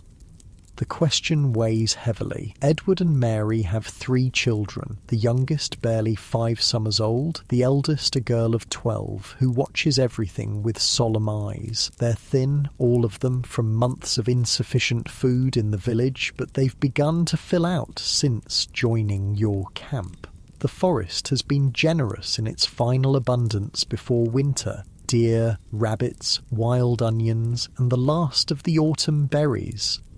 "We've done all we can," you answer honestly. "The shelters are sturdy. We have meat smoked and dried, nuts stored away, and the spring doesn't freeze even in the deepest cold. What you don't say is that winter in Sherwood is a bitter enemy that cannot be defeated, only endured. That no matter how much you prepare, there will be days of gnawing hunger, nights of bone-deep cold, times when it seems the darkness and chill will never end." Mary seems to hear these unspoken truths anyway. She nods, her gaze travelling to where her children help little John stack the last of the firewood under a crude lean-to that will keep it relatively dry. Better to face it free than warm in bondage, she says finally. In the village we would have starved by midwinter. The sheriff's men took so much. Her voice trails off, but the bitterness remains. It's a sentiment you've heard echoed by every new arrival to your band. The sheriff's taxation has grown increasingly oppressive, taking not just a portion but nearly everything from those least able to spare it. We won't starve here, you promise, though you know it might be a promise you can't keep. And come spring, we'll do more than just survive. We'll make the sheriff regret his greed. Mary's lips curve in a small, fierce smile. The children already sing Alan's song about Robin Hood. They believe you can do anything. The weight of that faith settles on your shoulders like a physical thing. These people have abandoned what little security they had to follow you into the wilderness, trusting that you'll lead them through the winter, that your defiance of the sheriff's authority will somehow make their hardships worthwhile.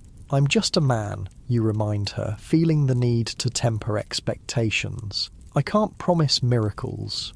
No one expects miracles, she replies, her gaze direct. Just justice. And that's something the sheriff's law doesn't provide anymore. Before you can respond, a sharp whistle cuts through the cold air, the signal from Will, who's on watch at the northern edge of the camp. 2 short notes followed by a longer one, a visitor approaching, not considered an immediate threat. Your hand goes automatically to your bow as you move toward the source of the signal, Mary already hurrying to gather her children into one of the shelters. The camp erupts into quiet, efficient movement, weapons readied, the most vulnerable hidden positions taken that would allow for either defense or swift retreat if necessary.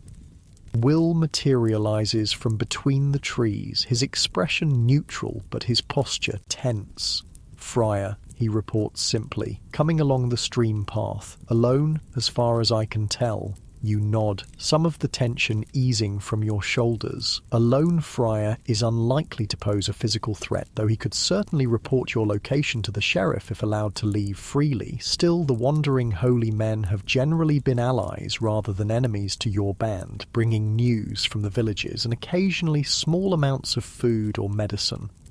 I'll meet him, you decide. Little John with me, the rest of you stay alert. Little John falls into step beside you, his quarterstaff held casually but ready. Together you move through the winter-bare forest toward the small stream that provides your camp with water. The ground is hard beneath your boots, frozen in the late autumn chill, the thin covering of snow crunching softly with each step. You spot the friar before he sees you, a round figure in a brown robe, the hood pulled up against the cold. He moves slowly along the stream bank, occasionally stopping to examine something on the ground or in the water. There's something familiar about his gait, the way he holds his head.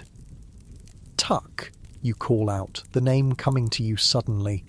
The figure straightens and turns, the hood falling back to reveal a round face with a fringe of greying hair and bright, intelligent eyes.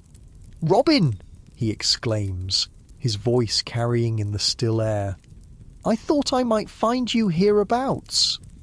Friar Tuck was once the chaplain at a small monastery near Loxley before it was dissolved in a dispute with the bishop. Since then he's wandered the forests and villages, offering spiritual comfort and practical help where he can. You've encountered him several times since becoming an outlaw, always finding him a source of reliable information and unexpected wisdom. You're far from the roads, Tuck, you observe as you approach, clasping his hand in greeting. Not many travel this deep into Sherwood, especially with winter coming on.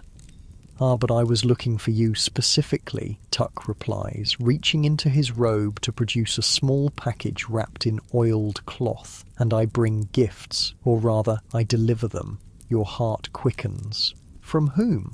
Tuck's eyes crinkle with understanding. A certain lady of Locksley, who asks after your health most particularly whenever I pass through the village. Marion. The knowledge that she still thinks of you, still cares enough to send gifts through Tuck, warms you more effectively than any fire could. You accept the package with hands that you force to remain steady. She is well, you ask, trying to keep your voice casual. As well as can be expected, Tuck answers, his expression sobering. The sheriff's men watch her still, thinking she might lead them to you, but she's careful, and she has friends in the village who warn her when strangers approach. And my son. Growing strong, Tuck says with a genuine smile. A handsome lad with his mother's wit and his father's arm. He's already showing skill with a small bow. Pride and sorrow mingle in your chest at the thought of your son learning archery without your guidance, another thing the sheriff and his unjust laws have stolen from you. Come, you say, tucking the precious package into your tunic. Our camp is nearby. You look like you could use a warm fire and a meal. Tuck follows willingly, chatting with Little John about mundane matters as you lead the way back to camp. But once you're seated near the central fire, a wooden bowl of rabbit stew warming his hands, his expression turns serious. I bring news as well as gifts, he announces, looking around at the gathered faces of your band, and I'm afraid it's not good. The atmosphere around the fire shifts, the brief relaxation brought by Tuck's familiar presence giving way to renewed tension. The sheriff has declared a new tax, Tuck continues, his voice low but carrying to all who listen. A winter tithe, he calls it, though it has nothing to do with the church. 1/5 of all stored food to be collected before the first heavy snow. Murmurs of anger and disbelief ripple through your band. Winter is already the leanest time for village families. To take 1/5 of their carefully preserved stores is to condemn many to hunger, perhaps even starvation. He claims it's to provision his men for increased patrols. Tuck explains, his own disgust evident. Patrols to catch outlaws, he says. But everyone knows the food will go to his own table, to fund his Christmas feasting while the people who grew it go hungry. Your hand tightens on your bow, knuckles whitening with suppressed rage. This is beyond mere taxation. It's cruelty disguised as law. When do the collections begin, you ask, mind already racing with possibilities. They've started in the eastern villages, Tuck replies. Locksley will be among the last, perhaps 3 days from now. 3 days. Not much time to plan, but perhaps enough. What are you thinking, Robin? Little John asks, knowing the look on your face all too well. I'm thinking it's time the sheriff's men learned that taking from those who have little comes with consequences, you answer, the beginnings of a plan taking shape. I'm thinking it's time Robin Hood truly earned his reputation. The discussion that follows is intense, with various members of your band offering suggestions, pointing out potential problems, debating the risks versus the necessity. Tuck listens silently for a time before clearing his throat. If I may, he says, drawing all eyes to him, the people already speak of you as a defender against injustice. The tale of how you rescued Edward has spread to every village in the Shire, but tales alone won't feed hungry children when the snow lies deep. What are you suggesting, Friar? You ask, though you suspect you know. That Robin Hood become more than just a defiant outlaw, Tuck says simply, that he become a symbol of hope, not just by opposing the sheriff's men, but by actively helping those they harm.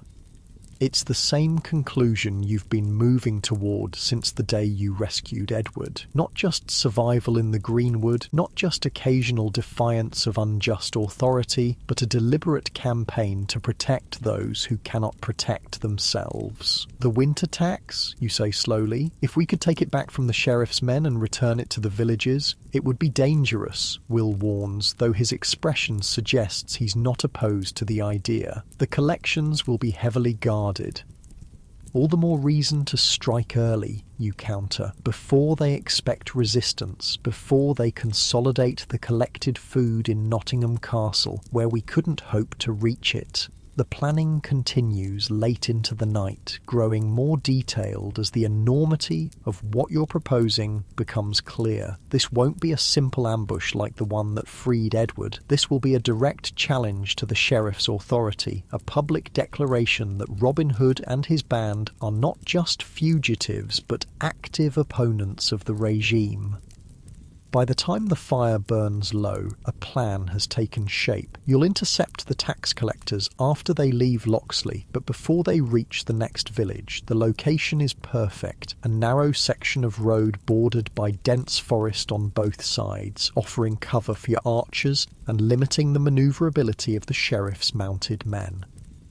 The risks are significant. The tax collectors will be well armed and likely numerous. If any escape to raise the alarm, the sheriff could deploy enough men to sweep the forest systematically, perhaps even finding your hidden camp. And if you're captured, well, a quick death would be the best you could hope for. But the alternative, doing nothing while village families starve because the sheriff takes food from their winter stores, is unthinkable. As the others gradually retire to their shelters, you remain by the dying fire, turning the plan over in your mind, looking for weaknesses, for contingencies you haven't considered. Tuck joins you, his round face serious in the fading firelight. "You've changed," he observes quietly. "The Robin I knew in Locksley would never have imagined himself leading men against the sheriff's authority. The world changed around me," you reply, poking at the embers with a stick. "Or perhaps I simply saw it more clearly once I was outside the protection of its laws." Tuck nods thoughtfully. The law should protect the weak from the strong, not give the strong tools to further oppress the weak. When it fails in that purpose, it loses its moral authority. "Is that the Church's teaching, Friar?" you ask with a small smile. "It's my teaching," Tuck responds, returning your smile briefly before growing serious again. "But you should know that not all in the Church would agree. The bishop, for instance, dines regularly with the sheriff and benefits from his taxation. And yet you're here, helping outlaws plan what amounts to robbery." "I'm helping good people prevent starvation," Tuck corrects. "The crime lies with those who would take food from hungry children, not with those who try to stop them." His certainty is comforting, quieting the small voice of doubt that sometimes whispers in your mind during the dark hours. You were raised to respect authority, to honour the king's law. The transition to outlaw was born of necessity rather than choice. But this new step, actively opposing the sheriff's men, taking back what they've collected, is a deliberate choice that can't be easily justified as mere survival. "Get some rest," Tuck advises, rising with a grunt of effort. "You'll need your wits about you in the days to come." You nod, but remain by the fire after he's gone, one hand absently touching the package from Marion still tucked inside your tunic. Only when the fire has died to mere embers do you finally unwrap it, fingers careful with the oiled cloth that has protected its contents from the damp. Inside is a small wooden pendant on a leather cord, a carving of a running stag. The work simple but beautifully executed. You recognise it immediately as Marion's handiwork. She had always been skilled with a small knife, creating delicate figures from scraps of wood while sitting by the fire in your cottage. Beneath the pendant is a piece of linen carefully folded. You unfold it to find a few words written in charcoal in Marion's neat hand. "We are well. He asks about you. Stay safe."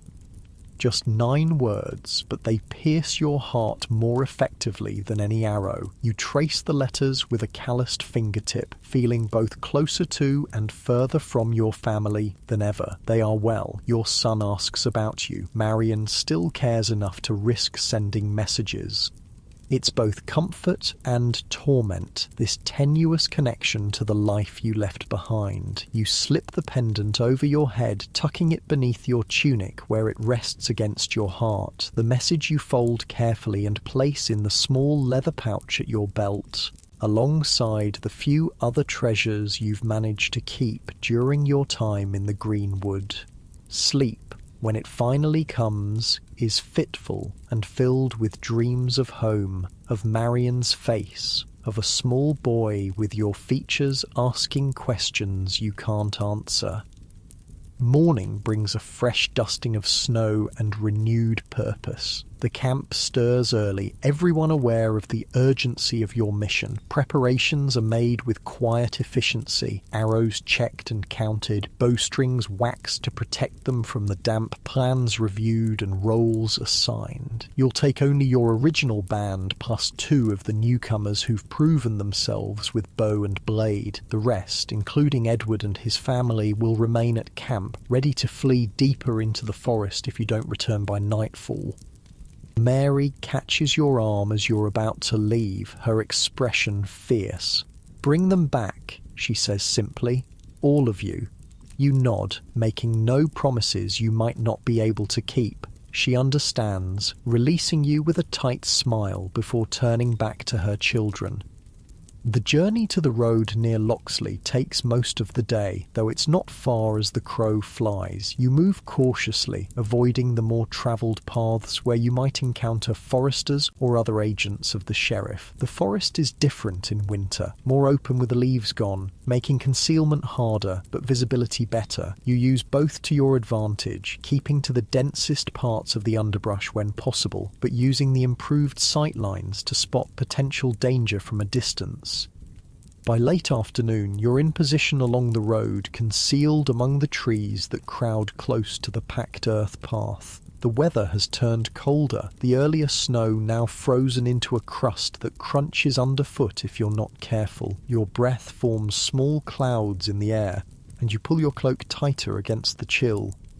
The waiting is always the hardest part. Your muscles grow stiff in the cold, and it takes conscious effort to flex them periodically, ensuring you'll be ready to move quickly when the time comes. Your mind drifts despite your best efforts, returning to the small camp in the heart of Sherwood, to Marian's message, to the weight of responsibility you've taken on.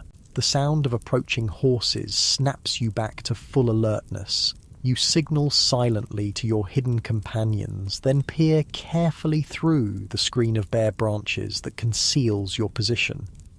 They appear around the bend in the road, 6 mounted men-at-arms in the sheriff's livery, surrounding a large cart drawn by a pair of plough horses. The cart is laden with sacks and barrels, the winter tithe collected from Loxley and perhaps other villages already.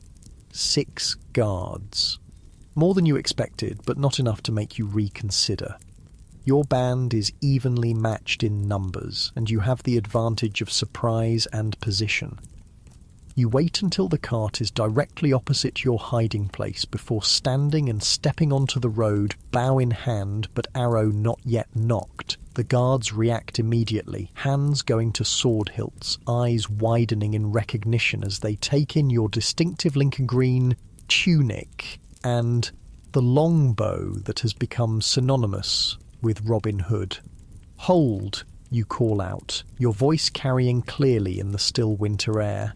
"I have no quarrel with you men personally, but I cannot allow you to take food from those who will starve without it." The lead guard, a grizzled veteran with a scar running along his jawline, laughs harshly. "Bold words from one man against 6, Hood. Who said I was alone?" you reply, as your companions emerge from the trees on both sides of the road, bows drawn and aimed at the guards. The guards tense, some drawing swords partially before realizing they're surrounded and outmatched. Arrows against swords in open ground is no contest, and they know it. The sheriff won't take kindly to this, the lead guard warns, though his posture suggests he's already considering surrender. He'll hang every man in Loxley to find those who helped you. "No one in Loxley helped me," you reply truthfully. "This is between the sheriff and Robin Hood. Tell him that when you return to Nottingham." "Return?" the guard asks, confusion evident. "You're letting us go?" "Once we've relieved you of your cargo, yes," you confirm. "I have no desire to shed blood unnecessarily. Surrender the cart, and you can return to Nottingham unharmed." There's a moment of tense silence as the guards exchange glances, weighing their options. Then the leader gives a curt nod and they begin to dismount slowly, hands held away from their weapons. Wise choice, you acknowledge, finally allowing yourself to breathe normally again. You hadn't been certain they would yield without a fight. Little John and Will move forward to secure the guards' weapons while you examine the cart's contents. As suspected, it contains foodstuffs of various kinds, sacks of grain and dried beans, barrels of preserved meat, bundles of dried herbs and vegetables. A fifth of every family's winter stores taken by force of law. This goes back to Loxley tonight, you decide aloud, and then to the other villages the sheriff has taxed. How? Alan asks practically. We can hardly drive the cart up to the village square, with the sheriff's men watching for us. It's a fair question, and one you've considered during the long hours of planning. We don't need to enter the village, you explain. Just leave portions along the forest edge where they're sure to be found. Word will spread quickly enough about where the food came from. The plan is executed with efficiency born of necessity. The guards are bound but not mistreated, left a safe distance from the road where they'll eventually be found by a patrol or manage to free themselves. Their horses are taken, both to prevent immediate pursuit and because they'll be useful to your band, but their personal possessions are left untouched. The cart is driven deeper into the forest, following game trails wide enough to accommodate its width. As darkness falls, you reach a point where Sherwood borders Loxley's common fields. Here, you unload a portion of the reclaimed food, arranging it carefully at the forest's edge where villagers coming to cut firewood will find it in the morning. With each sack and barrel you place, you include a small token, a leaf painted with a simple hooded figure, a sign that this comes from Robin Hood. It's Alan's idea, a way to ensure the sheriff can't claim credit for returning what his men took. The work continues into the night, moving from village to village along Sherwood's perimeter, leaving portions of the reclaimed food where it will be found. By the time the cart is empty, the moon is high in the clear winter sky, casting everything in silver light that makes the frosted ground sparkle like scattered diamonds. You're exhausted but exhilarated as you finally turn back toward your camp deep in the forest. This night's work will make a tangible difference to dozens of families. They'll face the winter with full storerooms instead of the gnawing hunger the sheriff's tax would have ensured. More than that, you've sent a message that will echo through every village in the Shire. Robin Hood is more than just a defiant outlaw. He's a champion for those the law no longer protects, a shadow that watches from the greenwood, ready to intervene when injustice threatens.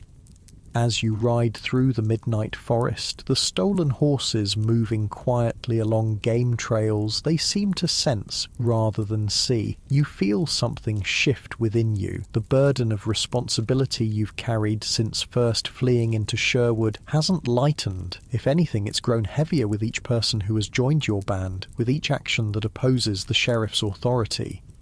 But alongside that burden is a new sensation, a certainty that transcends the doubts that sometimes plague you in the dark hours. What you're doing is right, regardless of what the king's law might say. Protecting those who cannot protect themselves is a higher law than any proclaimed by distant lords or enforced by corrupt officials. Robin Hood is no longer just your name. It's becoming something larger, a symbol that exists beyond your own flesh and blood, a promise that injustice will not go unchallenged, that the strong will not always prey upon the weak with impunity. It's a heady realization, one that carries you through the cold night ride back to camp, where eager faces await news of your success or failure, where Mary and her children, Edward and the other newcomers, Friar Tuck with his quiet wisdom, all look to you for leadership, for protection, for hope in the face of a harsh winter and a harsher regime. As the camp comes into view, its small fires glowing like earthbound stars in the darkness, you know with bone-deep certainty that you're exactly where you're meant to be. Not in a comfortable cottage in Loxley Village, not even with Marion and your son, but here in the heart of Sherwood, standing against injustice with every arrow you loose. The legend of Robin Hood is born this night, though you don't yet recognise it. In years to come, long after your own time has passed, men will still speak of the outlaw who took from the rich to give to the poor, who made the greenwood his kingdom and justice his creed. But for now, you are simply a tired man returning to camp after a successful mission, eager for food and rest and the company of those who have become your family in exile. The weight of the wooden pendant against your chest reminds you of what you've lost, but the grateful faces that greet your return speak to what you've gained. As you dismount and hand the reins to a waiting Edward, Friar Tuck approaches, his expression questioning. "It's done," you tell him simply. "The food is returned." Tuck's face breaks into a wide smile, and he clasps your shoulder with surprising strength. Then Robin Hood has truly earned his place in the people's hearts this night. You nod, too tired for words, but warmed by the approval in his eyes. The approval of a man of God means more than you might have expected, particularly for actions that technically violate the king's law. As the camp settles into celebration of your successful mission, you find a quiet moment to stand alone at its edge, looking up at the winter stars that seem close enough to touch in the crystal-clear sky. The forest stretches around you, ancient and patient, its bare branches etched against the darkness like a complex network of veins carrying life even in the depths of winter's sleep. This is your home now, this wild place that exists beyond the reach of unjust laws. Not just a refuge, but a vantage point, a place from which to observe the world's inequities and, when possible, to balance the scales. Robin Hood, the forest's son, defender of the defenceless. The mantle settles around your shoulders like a cloak, heavy but necessary, as the winter wind whispers through the trees, carrying the promise of snow and the hope of justice to come. Spring comes to Sherwood Forest with tentative warmth that gradually drives the winter chill from the earth. The first tiny leaves appear on the barren branches, impossibly vibrant against the browns and greys of the forest. Snowdrops and early crocuses push through the last patches of melting snow, their delicate blooms a promise of renewal after the long cold. You stand at the edge of your camp, watching the forest come alive around you with a sense of quiet wonder. The winter has been harsh, as winters in England always are. There were days when the snow piled so deep that leaving the shelters was nearly impossible, when the wind howled through the trees, with a voice like a hungry wolf, when food stores dwindled dangerously low despite careful rationing. Yet you've survived. All of you, not just survived, but in some ways thrived. Your band has grown through the winter months as word spread of Robin Hood's defiance of the sheriff and his protection of those the law has abandoned. 3 more families joined you shortly after the winter tax incident, then a young couple fleeing an arranged marriage, then a skilled blacksmith whose forge was confiscated when he couldn't pay his taxes. The camp has expanded accordingly, new shelters built as the weather allowed, hunting and gathering territories carefully mapped to ensure sustainable use of the forest's bounty. What began as a handful of desperate outlaws has become something akin to a small village hidden within the heart of Sherwood. Thinking deep thoughts, comes Little John's rumbling voice as he joins you, his massive frame seeming somehow in perfect harmony with the ancient trees surrounding you. Wondering what summer will bring, you reply, nodding toward the signs of spring's advance. The forest offers more cover when in full leaf, but also brings more travellers through Sherwood, more of the sheriff's men as well. Little John nods, understanding the implications. Winter provided a natural protection. Few ventured deep into the snow-covered forest, allowing your growing band a measure of security. The warmer months will bring increased risk of discovery, but also more opportunities to continue the work that has increasingly defined your purpose. The people call you the Prince of Thieves now, Little John says with a slight smile. Alan heard it in Nottingham Market. They say you can shoot an arrow through the sheriff's window from a mile away and steal the coins from his purse while he sleeps. You laugh, shaking your head at the absurdity. The tales grow taller with each telling. Tales serve their purpose, comes Friar Tuck's voice as he approaches. Having overheard the exchange, the holy man has remained with your band through the winter, his practical knowledge and spiritual guidance proving invaluable during the darkest days. They give hope to those who have little else. Hope won't fill empty bellies, you point out, though without bitterness. No, Tuck agrees, but it might give a hungry man the courage to share what little he has, knowing that Robin Hood fights for justice in the greenwood. There's truth in his words, you know. The legend that has grown around your name serves a purpose beyond mere entertainment. It reminds the oppressed that they're not forgotten, that someone stands ready to intervene when the law itself becomes a tool of oppression rather than protection. The three of you walk back toward the camp where the daily activities are in full swing. Mary and the other women are tending the communal cooking fire where a pot of pottage simmers filled with the first spring greens and what remains of the winter's preserved meat.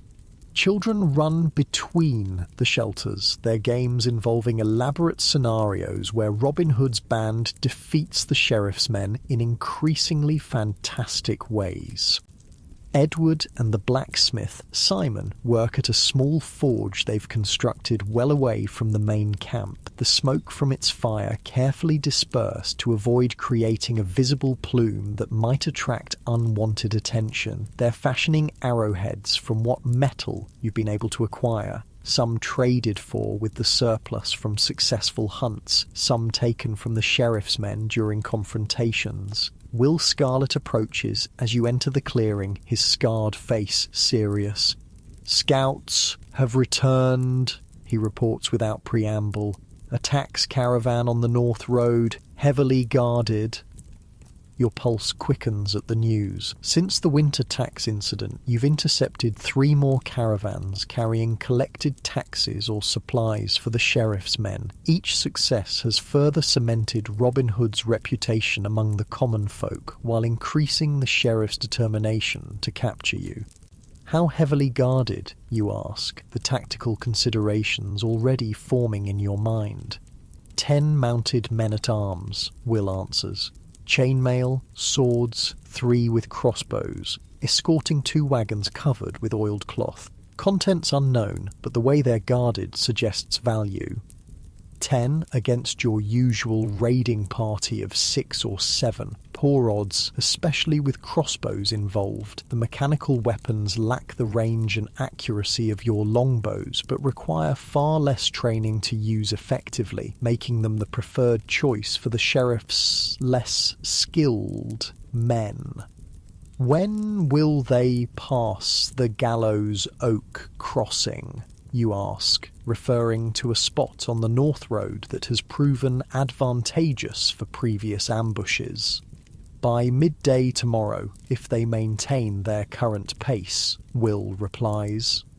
You nod, considering. Too many for a direct confrontation. We'll need a different approach. The planning session that follows involves your core band, those who've been with you from the beginning, whose skills and judgment you trust implicitly. Ideas are proposed, debated, refined, and occasionally discarded as impractical or too risky. What about the ravine passage? Little John suggests eventually.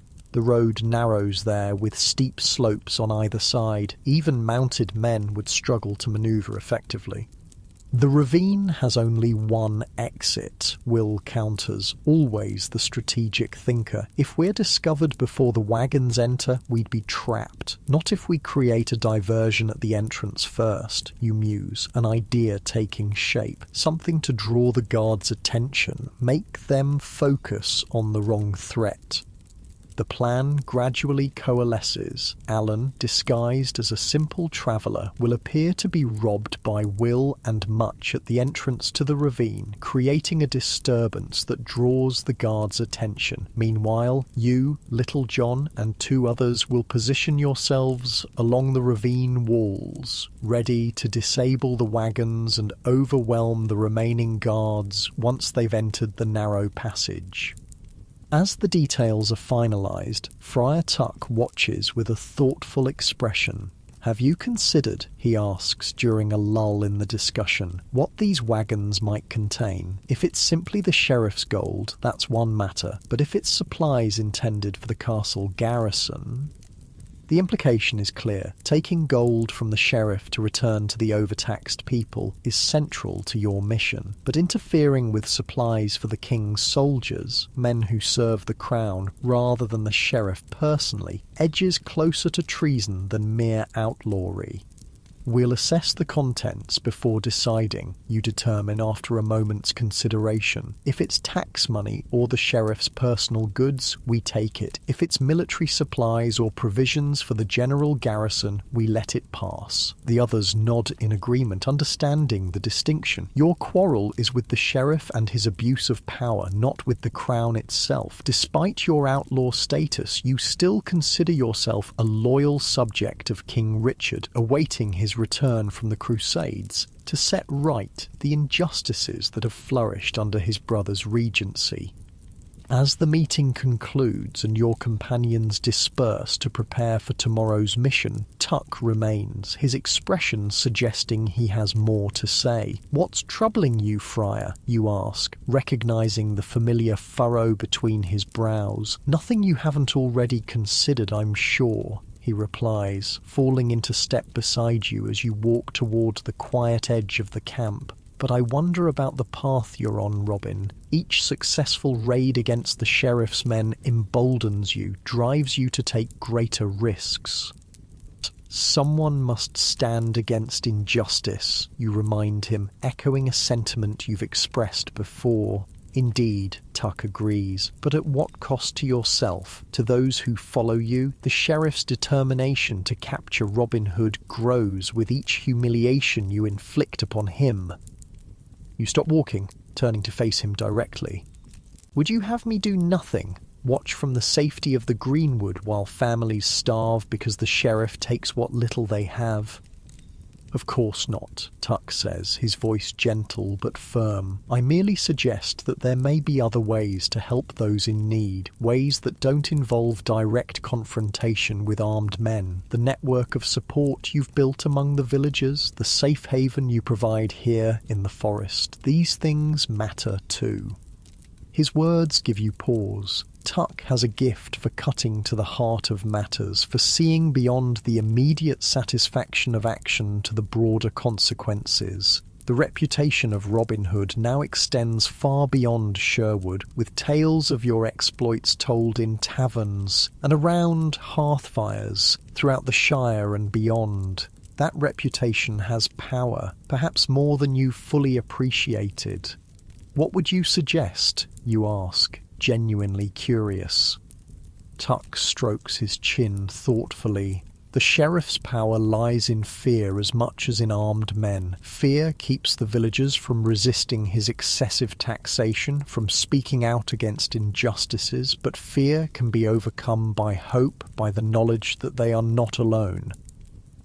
And Robin Hood gives them that hope," you conclude, understanding his point. "Exactly. The legend may ultimately prove more powerful than the man. Consider how you might use that legend to inspire resistance beyond what you and your band can accomplish directly."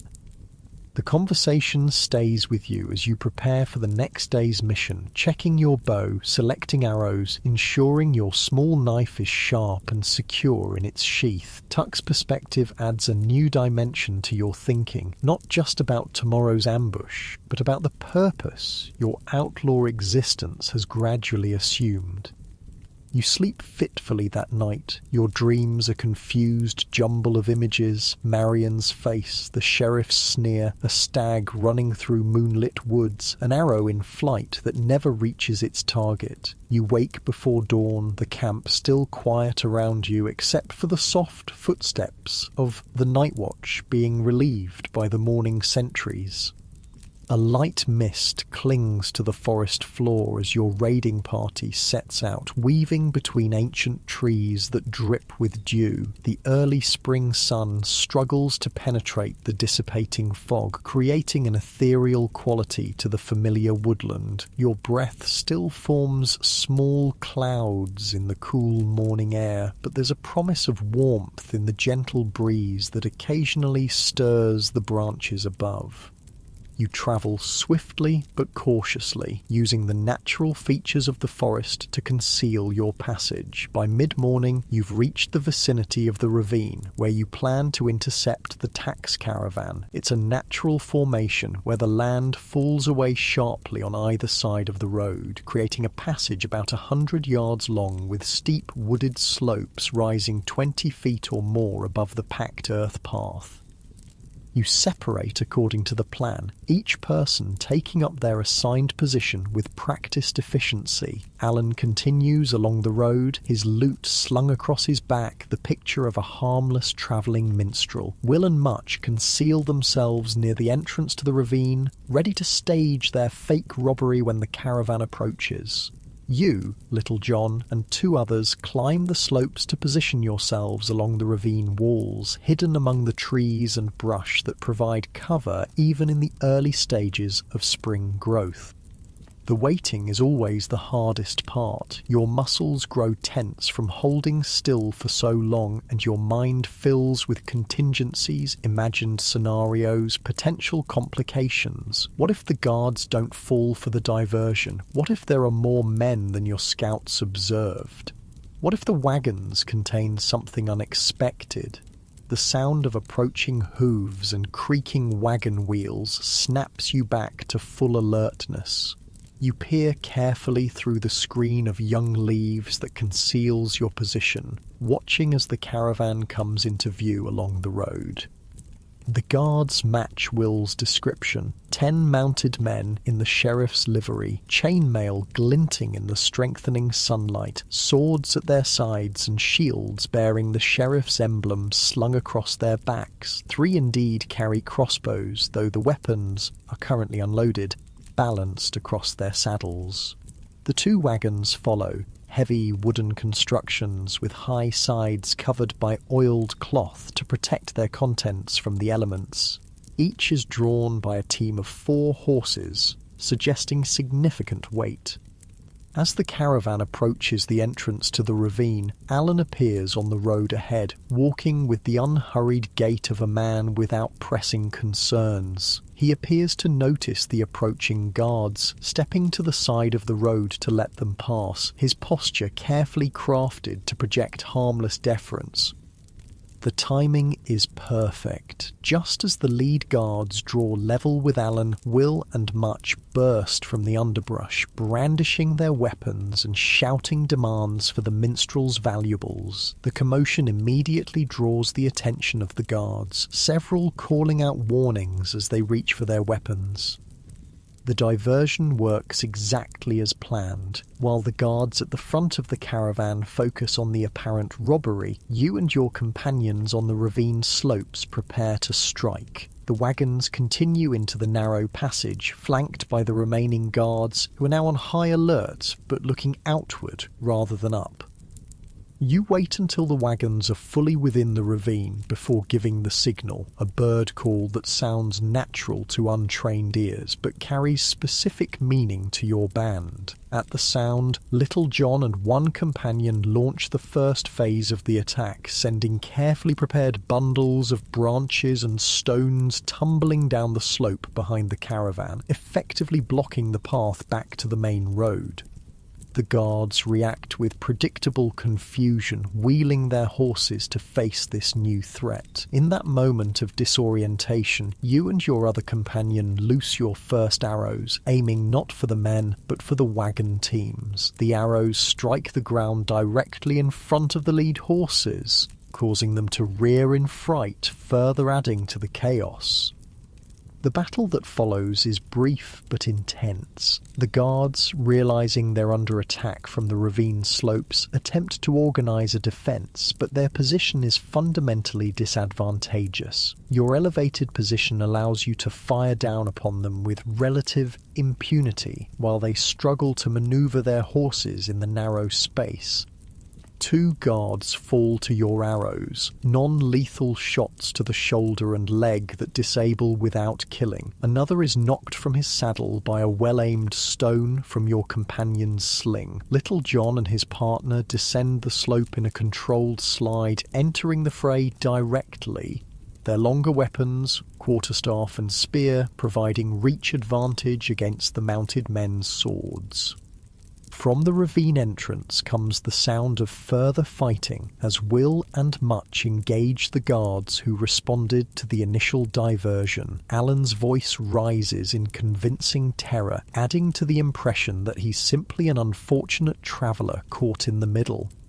Within minutes, it's over. The guards are disarmed and secured, their horses scattered but not harmed. The wagons stand in the middle of the ravine, their teams still hitched but now calm under Much's experienced handling. None of the guards are seriously injured. A deliberate choice on your part.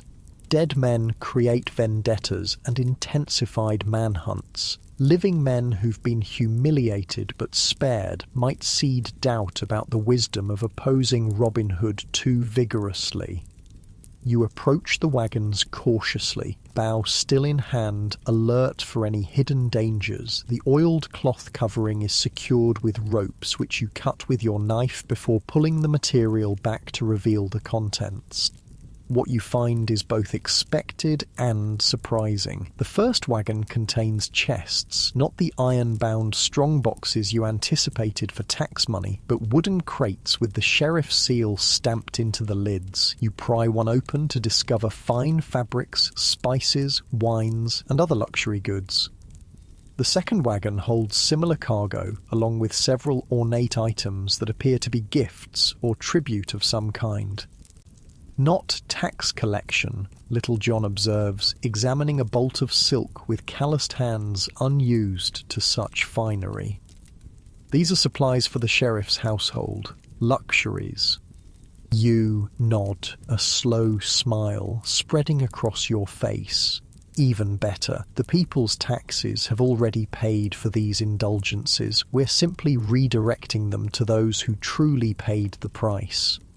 The decision of what to do with the captured goods is straightforward. The most practical items, fabrics that can be made into clothing, spices that can be traded for necessities, tools and household items, will be distributed to the villages most heavily taxed by the sheriff. The pure luxuries, exotic wines, ornamental items of little practical use can be traded with merchants in the larger towns for coin or supplies your forest community needs.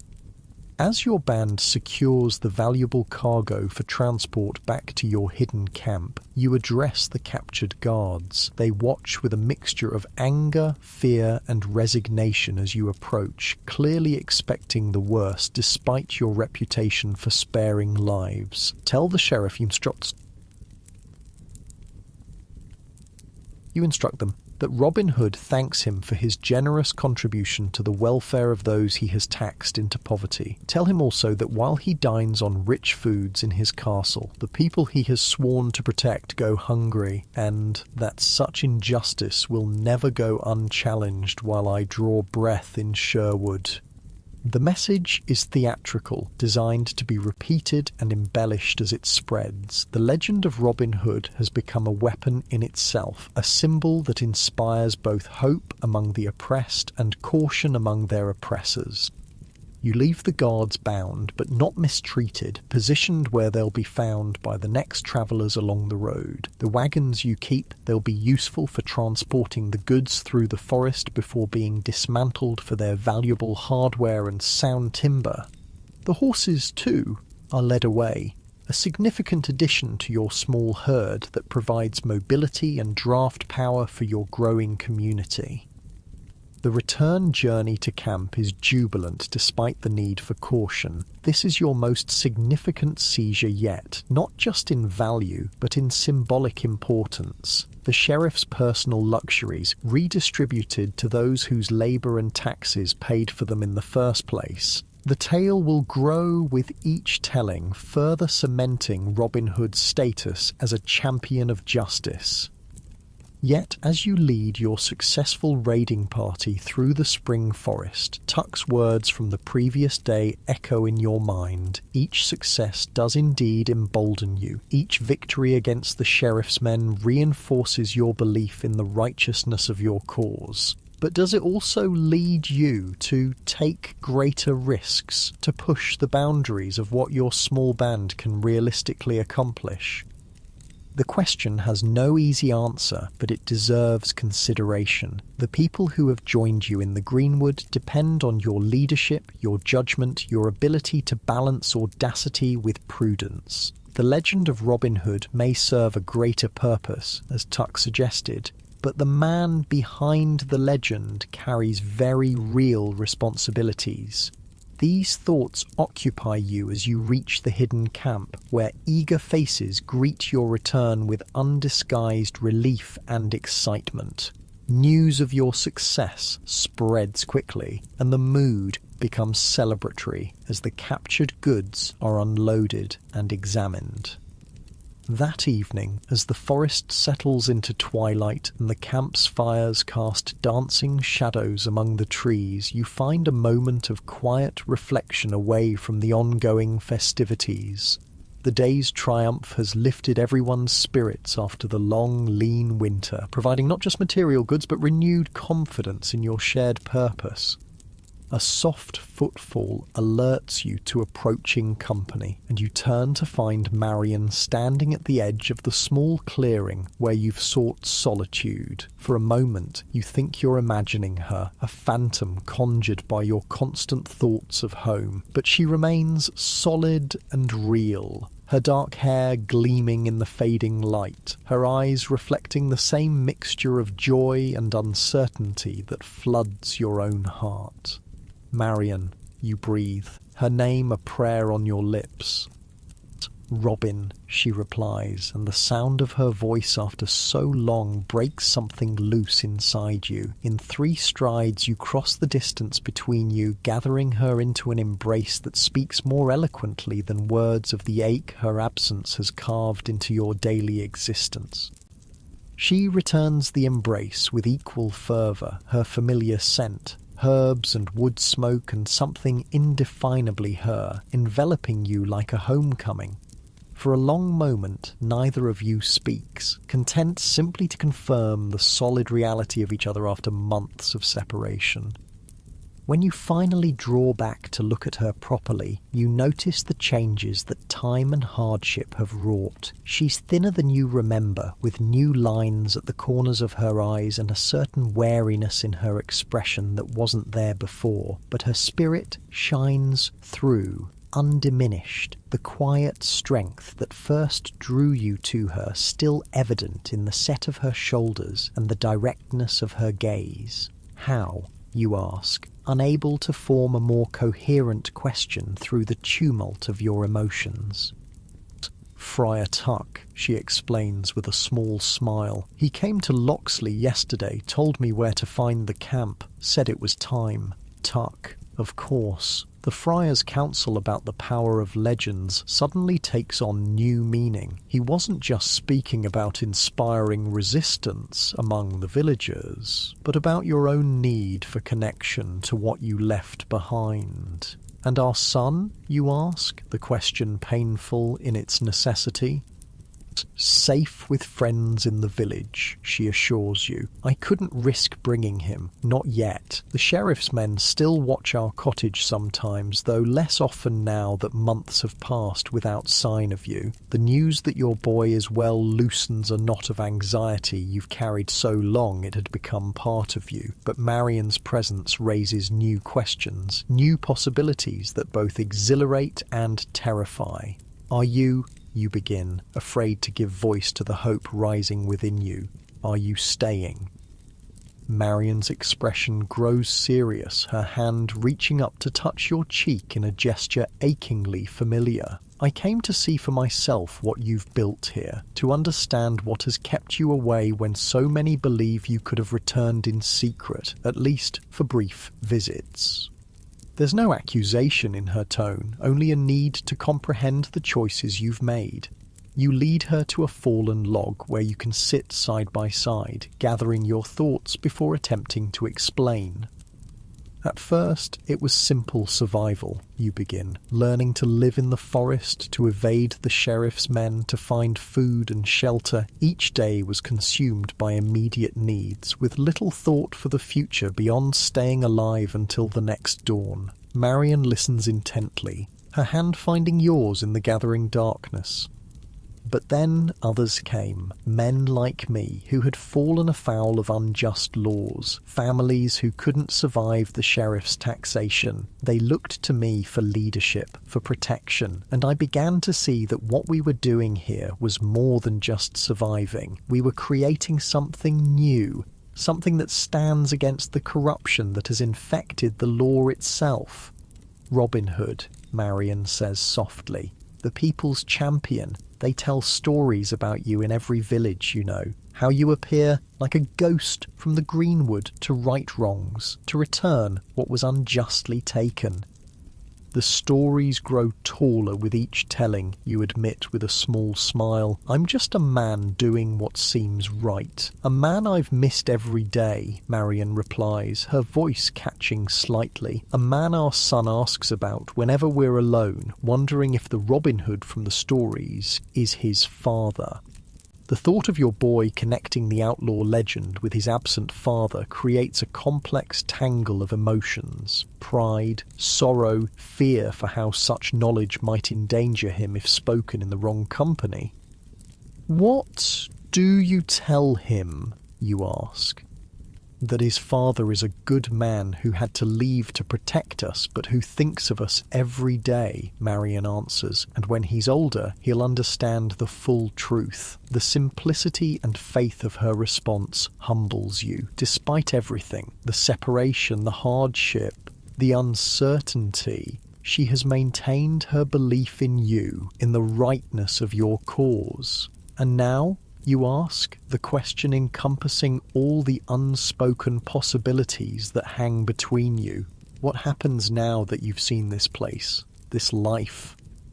Marion looks around at the forest that has become your home, her expression thoughtful in the deepening twilight. Now I understand better why you couldn't return, even briefly. The responsibility you carry, the community you've built, it's more than I imagined. She turns back to you, her decision evident in her eyes before she speaks. I want to be part of it, not just waiting in Locksley for your return, but here, helping to build something that matters. Our son too, when it's safe to bring him. The joy that floods through you at her words is almost painful in its intensity. To have Marion here, to rebuild some semblance of the family life you thought lost forever, it seems almost too much to hope for, yet practical concerns intrude even in this moment of reunion. The life here is hard, you warn, especially for a child. There's danger, not just from the sheriff's men, but from the forest itself. Harsh weather, wild animals, illness far from physicians. There's danger in Locksley too, Marion counters. The danger of slow starvation under crushing taxes, of watching good people broken by a system that no longer protects them. At least here there's purpose in the hardship, meaning in the struggle. Her determination is familiar, a reminder of why you fell in love with her in the first place. Marion has never been one to choose comfort over conviction, safety over what she believes is right. When can you return for good, you ask, already planning the adjustments needed to accommodate her and eventually your son in the forest community? After May Day, she replies, there are arrangements to make, preparations for leaving without drawing unwanted attention. Tuck will help, and there are others in the village who support what you're doing, who will assist in our quiet departure.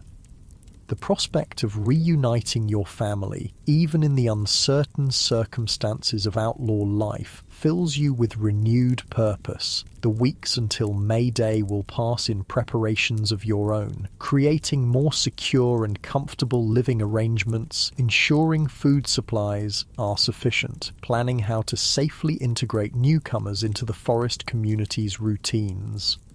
As darkness falls completely around you, the sounds of celebration from the main camp still audible through the trees, you and Marion sit in companionable silence, hands intertwined, contemplating the future you'll build together in the heart of Sherwood. The legend of Robin Hood is still in its early stages, though you don't yet recognize how far it will spread or how long it will endure. In centuries to come, your name will echo through ballads and stories, plays and poems, each generation finding in your tale the particular kind of hero they need most. Some will emphasize the skilled archer, the man who could split an arrow at 100 paces. Others will focus on the romantic outlaw, driven to the greenwood by love or injustice. Still others will celebrate the champion of the poor, the man who took from the rich to give to those in need.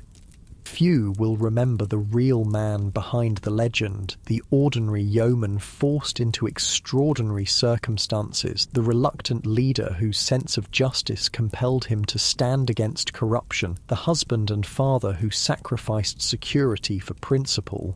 The cold nights and empty stomachs, the constant vigilance, the weight of responsibility for those who followed you into the forest, these practical hardships will fade from the tale, leaving only the adventure and the moral. But perhaps that's as it should be. The power of your story lies not in its historical accuracy, but in its enduring message that one person, standing firmly for what is right despite personal cost, can inspire others to find their own courage. That oppression, no matter how powerful its enforcers, eventually meets resistance, that the human spirit yearns for justice and freedom, even when laws and authorities fail to provide them. As you and Marion finally rise to return to the camp where Friar Tuck waits with a knowing smile and your companions prepare to welcome her into their forest family, you feel a sense of completion that has eluded you since first fleeing into Sherwood. The path ahead remains uncertain, fraught with dangers both known and unforeseen. The sheriff's determination to capture you will only increase with each successful defiance of his authority. But you no longer face these challenges alone, with Marion beside you, with your son soon to join you, with the growing band of forest dwellers who have become a community bound by shared purpose. You have found something worth fighting for beyond mere survival. Robin Hood walks back into the circle of firelight, Marion's hand in his, ready to write the next chapter of a legend that will outlive the man, echo through centuries, and inspire generations yet unborn to stand against injustice wherever it appears. The ancient oaks of Sherwood Forest bear silent witness to this moment, their massive trunks and spreading branches unchanged by the brief span of human lives that find shelter beneath them. They have stood through countless winters and welcomed untold springs. Their quiet permanence a reminder that all things, tyranny and resistance, hardship and joy, legends and the truth behind them, eventually pass into the great cycle of renewal that governs the natural world. As you settle by the fire, surrounded by friends who have become family, the weight of the wooden pendant Marion gave you months ago rests against your heart like a promise fulfilled. Tomorrow will bring new challenges, new decisions, new opportunities to live the values that have come to define Robin Hood. But tonight, in this moment of connection and community, you find a peace that has eluded you since first setting foot in the greenwood as a hunted man. The legend is born, though its greatest chapters remain unwritten. The forest watches, ancient and patient, as another spring unfolds in Sherwood, bringing new life, new beginnings, and the continuing story of the outlaw who became a hero for all time.